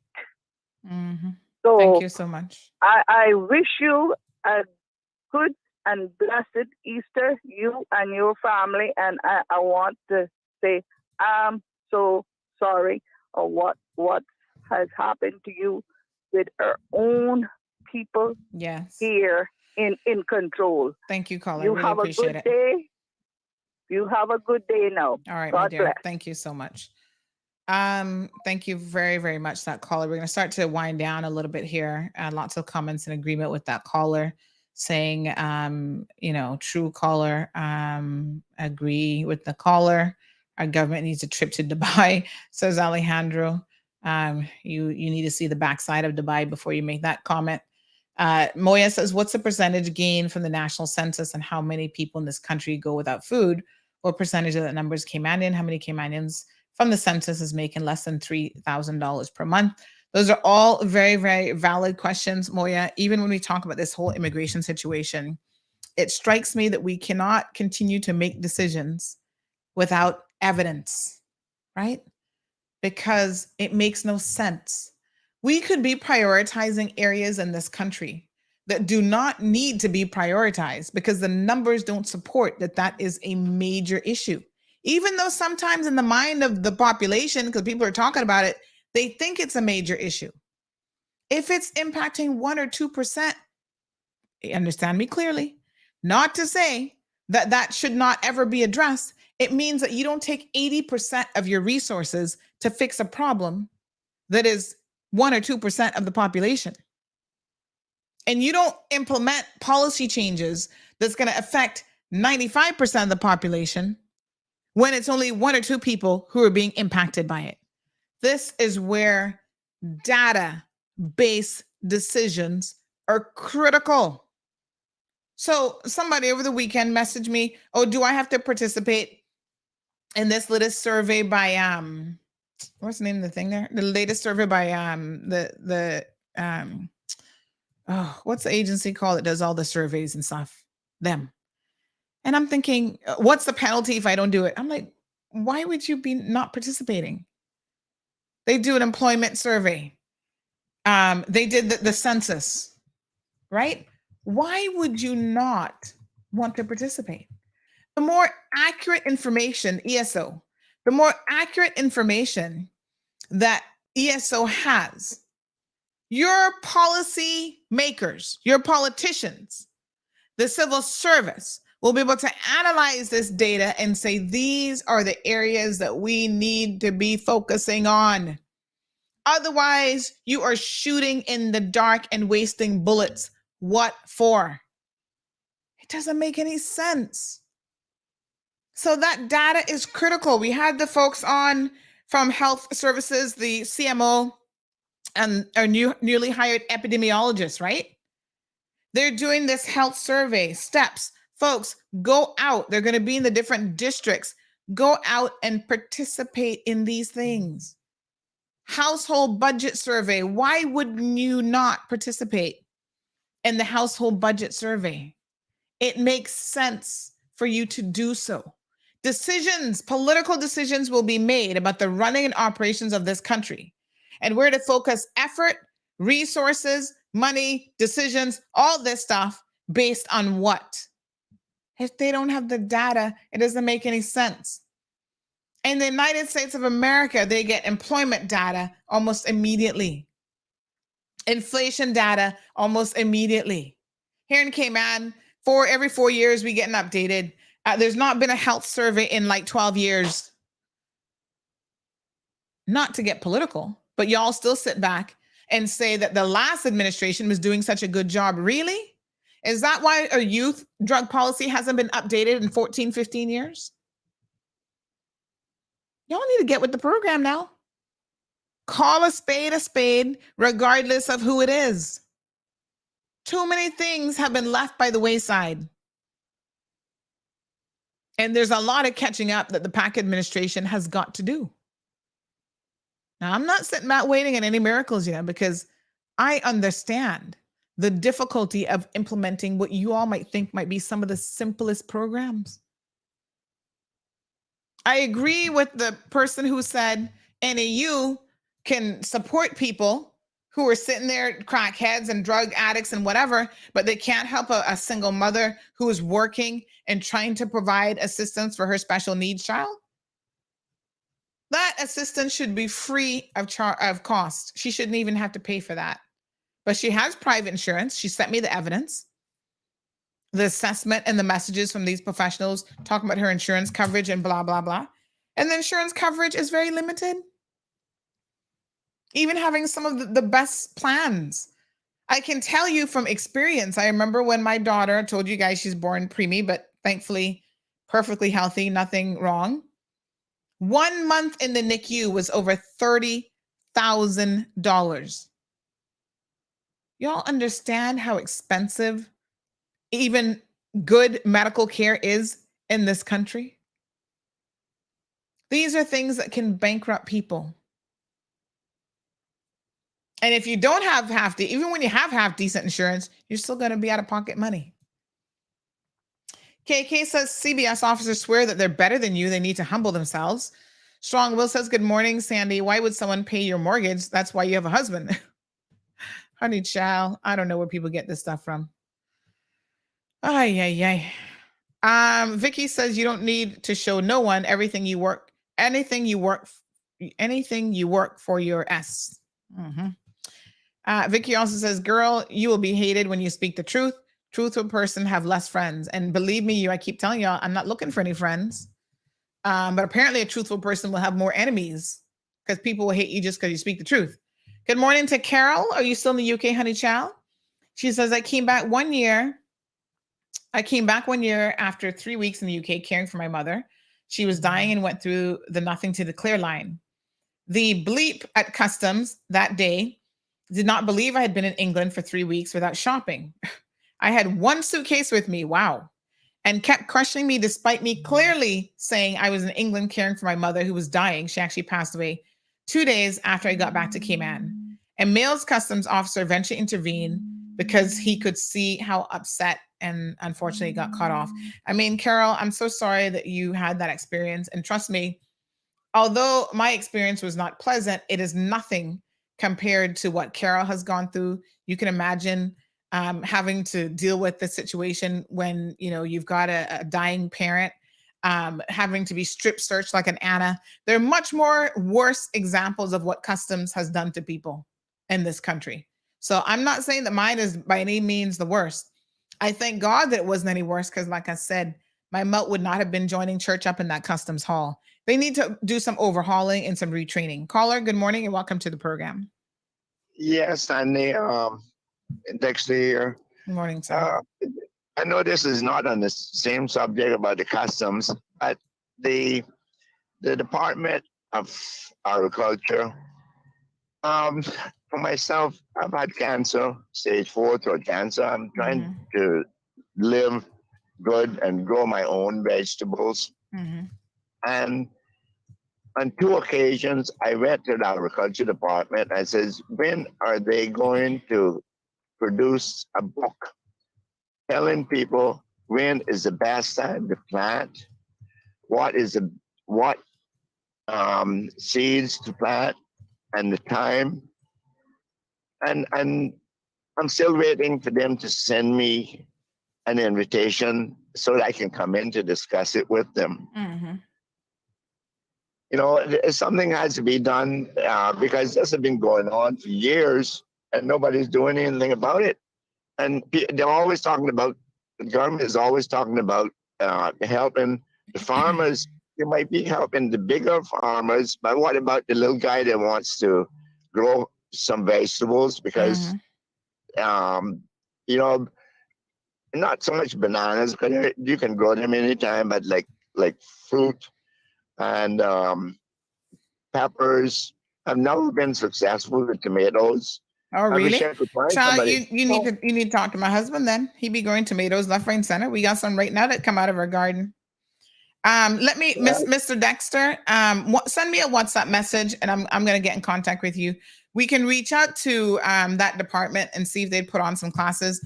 Funny enough, just I think it was last week, in the ministry, or sorry, in the districts of Savannah and Newlands, they hosted a community gardening workshop. The premier was there. Yeah, I didn't know that. Yes, and it was well attended. In fact, they sold out after we promoted it on our platform. They said, please, after you posted it, everybody signed up. And so we're overbooked. But people got lessons on how to plant things and how to grow. Listen, this should be a regular event in our communities. It should be about every 6 months. Yes. You know, and they did do it in conjunction with the Department of Agriculture. So, I mean, obviously, you know, there's some resources that are available. Let me see what I can find out for you, Mr. Dexter. Just send me a WhatsApp message and I'm going to, I will. Yeah, but in terms of tomatoes, honey child, Marlon can tell you how to do them. The thing about it, the McDonald's almanac, that only pertains to Canada because of their seasonings, the season that they has there, that it does not apply to us, Canada and America. Yes. All right, I'll get you sorted out with some tips. Because we got tomatoes all the time. We got tomatoes, sorrel, lettuce, cucumber, all kind of stuff. We'll help you out in jail. Some peppers, the only Jamaican apples. The only thing I haven't planted yet in my yard is ganja. All right, honey, leave me there. Yes. I guess I've got to guy from coming back and show me how to do that. Oh my gosh. All right, honey. As a matter of fact, I saw just last night, Mary came over and saw Marlon had chopped off a bunch of plantains because we now grow our own plantains. So the plantains are there fresh and for the taking. So wonderful. And sometimes we have so much callaloo that we have to give it away and share it. I think Duran got the last batch that I had last week or something. So, you know, I try to share with people if I have too much. So Mr. Dexter, maybe we can give you some of our stuff because there's only 3 people in our household. We can only eat so much. So the next time we get some fresh greens and callaloo and whatever, I'll make sure that you're at the top of the list. Ms. Carol, I'm very sorry that you had that experience. Soka says the barcode directs the bag to the correct pier or bag room. Fancy new bag fancy new bag sorting system is operating now. Good morning, caller. Welcome to the program. We're wrapping things up. Quick comment or question? Yes, ma'am. I just wanted to mention, I know you were talking about the medical survey, but I think if we had the district committees, advisory committees, they could rally the people, they could gather the people, and then these meetings wouldn't be empty. And the MPs need to be involved if they will show up, because they don't show up to their offices. If they will show up to these meetings, maybe we will get the turnout that we need. So they need to be involved. And the district committees need to exist, and they would rally the people, gather the people, and tell them, okay, this is very important for the district. Until they do that, this is going to be a lack of participation. So they need to be involved. Thank you, the caller. MPs need to I be agree. involved. Yeah. So thank you. All Bye. right, my dear. Thanks so much. And I agree for sure. This is how you drive community events like this, just like the gardening with the Premier and Miss Heather. I mean, they had a fabulous turnout to that, and there's a need for it. There should be one for a youth gardening program and stuff as well. Young people want to learn. Like, I mean, kids, they want to get their hands dirty. They want to learn how to plant stuff and learn about different seeds and, oh my gosh. Natasha says, since when did we have to register our personal phones when traveling? Apparently, the rule has been there, but very few people know anything about it. I mean, it's crazy. But yes, you're supposed to register all of your electronic devices, phones, iPads, everything that you're traveling with. I don't know how often they, enforce it, because quite frankly, I've never heard of anybody. I knew about the registration requirement if you were sending it out for repair, right? I knew about that, obviously, because, they might be sending you parts or whatever, sending it back sort of thing. Registering the ones that you're currently using, I don't know, honey child, but apparently that is a requirement. So there you go. KK responds that some of them be saying BS and it make no sense. So, or it's no such thing. I would laugh in their faces. Apparently that is a rule, KK. I mean, I again, some education needs to happen from customs as well to the general public, because people don't have a clue. Cameron says, I will have a whole new respect for Sandy if she goes to Miami for one day, only to cross her path again. I'm not out in these streets looking for trouble. Believe me, I told y'all already. I don't ever go out there looking for trouble. I never start a fight. I'm a fight finisher. I'm not a fight starter. I don't start fires. I put them out, honey child. And sometimes I put them out in the most spectacular manner, because I'm just like, this just needs to be done. So I'm going to drop a bomb on it to deal with the situation. But I don't believe in, listen, I like to live a very peaceful life, I don't like trouble. That's why I keep telling the police, stop harassing me, stop troubling me. Because I'm actually a very laid back and cool person until people try to draw me out. Miss Barbara says, my Black friend came to visit me and she was put through the same. It took almost an hour to come out. And she was in tears and they found nothing except her diabetes medication. Shame. Tammy says, honestly, this made me cry. Something needs to be done. My God, speaking about the interview. Y'all saw you saw that man, a big man, probably in his 50s or 60s, crying about how he was treated, how they were looking at his underwear. Why do you have one medium, one large? I was like, listen to me. All of us have had a little fluctuating weight over the years. You think all the tops in my closet are the same size? And it really depends on the top, because some mediums fit, some large fit, some, because the cut, you got to go extra large and I got enough space for the bubbies. I mean, y'all just need customs officers. Please exercise some due common sense. Nobody wears, even my shoes. I put on a pair of shoes the other day. I tell you, my feet been expanding. I don't know what's going on there.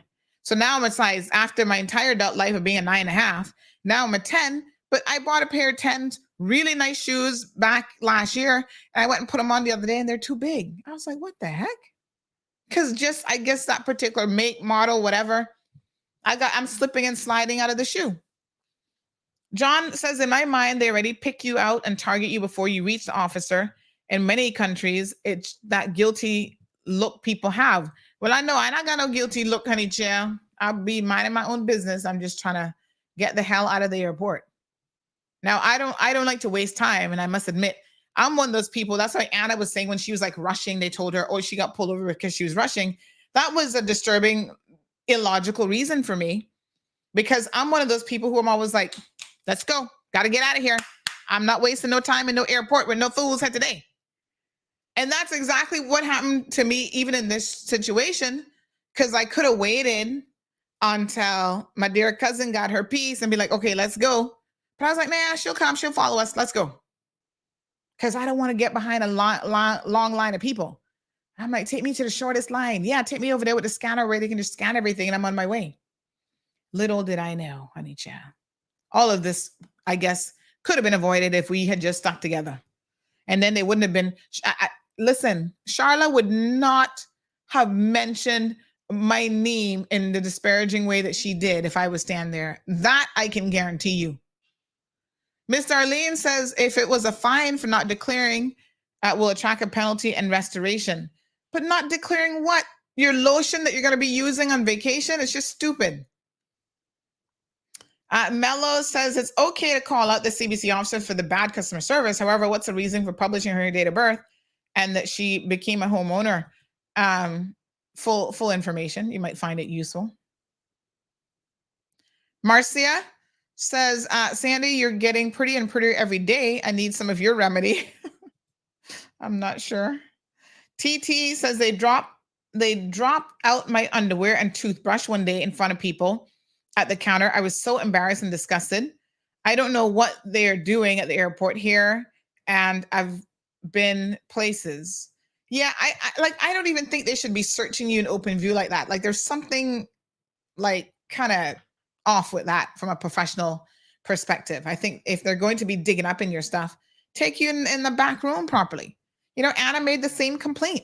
They were strip searching her and making her get down naked and bend over and cough with the door open so other male officers could be seeing her, and they were snickering and having a good time.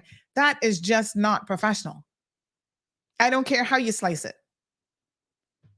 Aliano says it's not masculinity, it's a God complex. Give one power and you will ever fail to see one corrupted by power. It's unfortunate, but a lot of people, and you know, the most interesting thing is normally it's people who never thought they'd get a little position in life. And trust me when I tell you, being a CBC officer, not a big time position, yeah. But they never even thought they'd do that because they were just sweeping the floor. And, you know, they got elevated. That's, I guess, good for them. Yay, hooray, you got promoted. And now your attitude stinks because of a low promotion. Calm yourself down now. CE Bank says CBC is a royal joke, always asking questions that make no sense. They need to all be retrained. Siobhan says they didn't get tipped off. Like you said, abuse of power. If someone is tipped off, pretty sure they would say.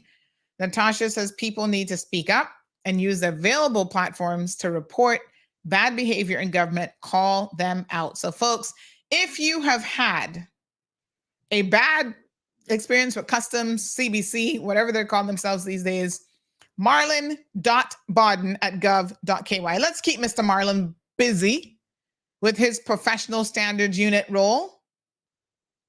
Yes. Scott is asking, how old is the child? EIP is free. We're trying to get some additional information, Scott. The mother did provide information from her medical providers and so on. So we are trying to get some additional information on how how she can get assistance for the child.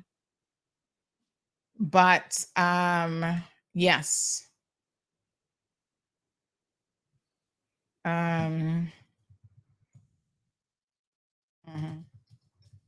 But without a doubt, they should be assisting that mother. She's really trying. And apparently the child has a number of issues that she requires help for. She's 11 years old and she has some learning disabilities.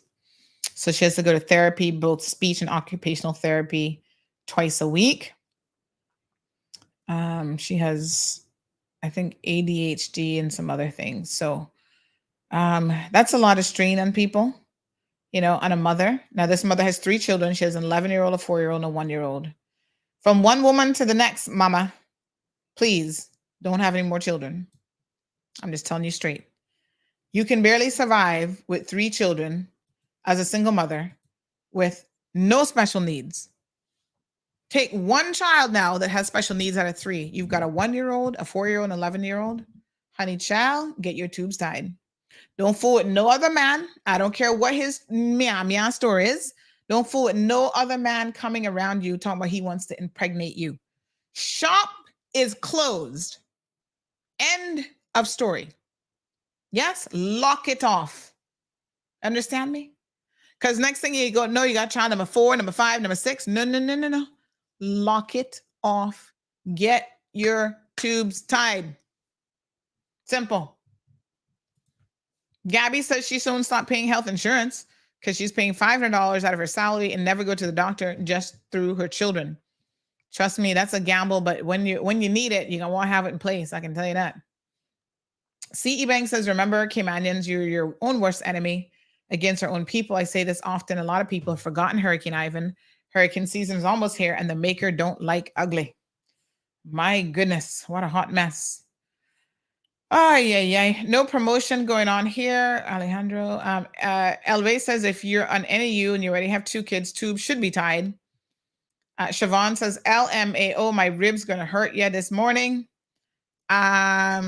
Hope she gets the help she needs for the poor baby. No, I mean, listen, we got to be realistic now. I can't be, I believe in helping people. I understand you get in certain situations. It's hard to survive out in these streets, but you also have to know that every child you have costs money. Them babies don't feed themselves. They don't come out knowing how to work and how to earn a salary. It costs money. And so what that means is, as the adult in a situation, you have got to start making better decisions about your life. Go back to school, do evening classes, do online schooling, try to improve yourself. And I don't know how you can have 3 children. I don't know where the fathers of the 3 children are, but that's my question. Where are the fathers? You shouldn't be carrying this burden on your own. Even if you're not in a relationship with them, they should be providing support for these children. And so, of course, I got to ask the young lady, where are the fathers? Good deadbeat fathers need to step up to the plate and do better, because y'all get too much of a pass in this community. And I see some of y'all out here rolling around having so many children that I have to wonder, how on earth? You can't support 1, much less 10. You need to go get your tubes tied too. Cut it off. I mean, let's just be honest here. And you young girls think that they got something to offer you. I'm like, really? What has he got to offer you? He not taking care of the children he already has. Oh, but your children gonna be different because your children's special because you special. I'm like, girl, please. Same thing between your legs is between the next one. And he got sick of her. So you not no different. You the flavor of the minute. Trust and believe. Don't make these men, and they're not really men, the boys, be fooling you with their situation. It's hard. Yes. You can't be having, listen, I would have loved to have 2 kids. I think 2 is the perfect number. But I waited too long and I had the one. I said, well, the good Lord blessed me with the one. She turns out to be healthy after all. I'm too old now. I can't lose no more sleep. And the way things going, that gonna be it. Shop locked off. One and done. That's it. Hubby can't be talking to me, but he want more. I'm like, oh, no, honey, chill. You better take that conversation to somebody else, because that's not me. One and done.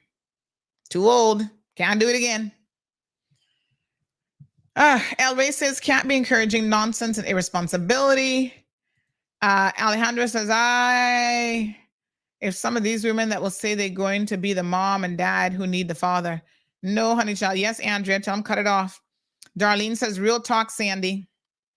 Nobody blaming just the man, Jonathan. That's why I tell the women they need to take responsibility. It's their behavior. It's their body. So they must ultimately take responsibility. No man can come and talk to you about having no children. He's not the one who will carry the child for 9 months and birth the child and take care of the child. He gets the option of potentially walking away. The court system shouldn't allow him to walk away too easily. But the option is much easier for him. And so this isn't about putting no blame on the men. It's called equal responsibility, 50-50. Took 50% of the man and 50% of the woman to bring a child into this world. And for the next 18 years, your responsibility should be 50-50. All right, beautiful folks. Please have a good day. We didn't get to talk about Donald Trump today. We'll save him for tomorrow, him and his shenanigans. The first sitting and former president, first president ever of the United States of America to be indicted, and the first president ever to also be impeached twice. My God, this man has set some amazing records, and I don't say that in a good way. He's supposed to turn himself in, I think, tomorrow As more details come out about the indictment, we'll talk about it. But I hear it's like over 20 charges. Lord God. Have a beautiful day, my people. We'll see you tomorrow. Oh, before I go, I've had a correction of this young lady's name. I think she's a Macfield, but she's actually a Douglas. So her name, I'm told now, thank you for my little detectives here. Her name is Thorna Douglas. Thank you, Miss Thorna Douglas, for providing good customer service as a CBC officer. Mr. Charles Clifford, Mr. Marlon Bodden, these are the types of officers that y'all need to be commending, who get the job done and remain professional at the same time. Miss Thorna, I don't know you from the Woman in the Moon, but I appreciate how you handled the situation on Saturday. I appreciate your professionalism. I thank you. I was able to remain cool and calm, and my daughter was there, and everything was just fine until I heard the nastiness that went on the other side of the customs hall. Thank you, Miss Douglas. Thank you, the people of the Cayman Islands. Thank you for your service.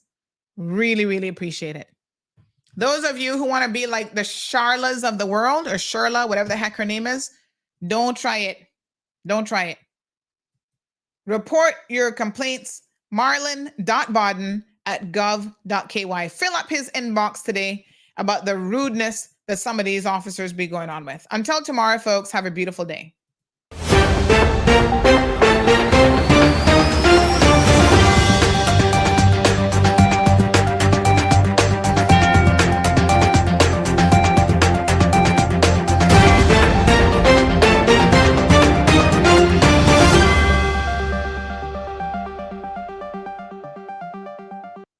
Hello, I'm Kevin Watler, and this is your CMR Daily Buzz. Here's a summary of some of Cayman's latest headlines.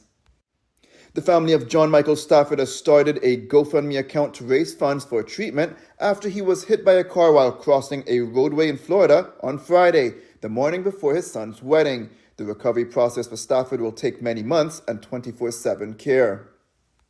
The Cayman Islands Court of Appeal has allowed an appeal to a limited extent from Crosby Collymore Ebanks, Wilson Johnson Mendoza, and Mario Alberto Gomez in relation to Lisa Lane after their constitutional petition was rejected in the Grand Court. A requirement for employers to advertise on Jobs Cayman before submitting temporary work permit applications has been repealed by Cabinet until further notice. The requirement was approved by Cabinet and was expected to go into effect last week. The body of a shark that is at high risk of extinction was found in an abandoned fishing net off the north coast of Grand Cayman. Captain Charles Ebanks and his friends brought in the net and handed it over to Department of Environment conservation officers. Trapped and dead marine life found in the net included fish, crustaceans, and a male adult Caribbean sharp-nosed shark. The United States Department of State has announced that non-immigrant visa processing fees will increase effective May 30th. The fee for visitor visas for business or tourism, B1, B2s, and BCCs, and other non-petition-based visas, such as student and exchange visitor visas, will increase from $160 to $185. The Cayman Islands Department of Tourism, together with the Cayman Islands Tourism Association, recently hosted an event in New York City to showcase the Cayman Islands' impressive culinary scene, highlighting homegrown talent and to provide top-tier U.S. media with a sneak peek of the upcoming Taste of Cayman Food and Drink Festival. The festival takes place on May 13th. Now for your CMR weather update. It's brought to you by WG Charters. Sunrise at 6:18. Mostly sunny skies are expected today when the temperature is at 85 degrees Fahrenheit and the humidity at 68% like the forecast calls for. It will feel like it's in the high 80s. Winds east at 10 to 15 miles per hour, and the sun sets at 6:40. At nighttime, the temperature falls to the mid-70s. Looking forward, similar weather conditions are expected. If you would like to know more on any of these stories, visit CaymanMallRoad.com or follow Cayman Mall Road on Facebook, Instagram, LinkedIn, Twitter, and YouTube. That's it for now on the Daily Buzz. Thank you for joining me. Please stay safe and God bless.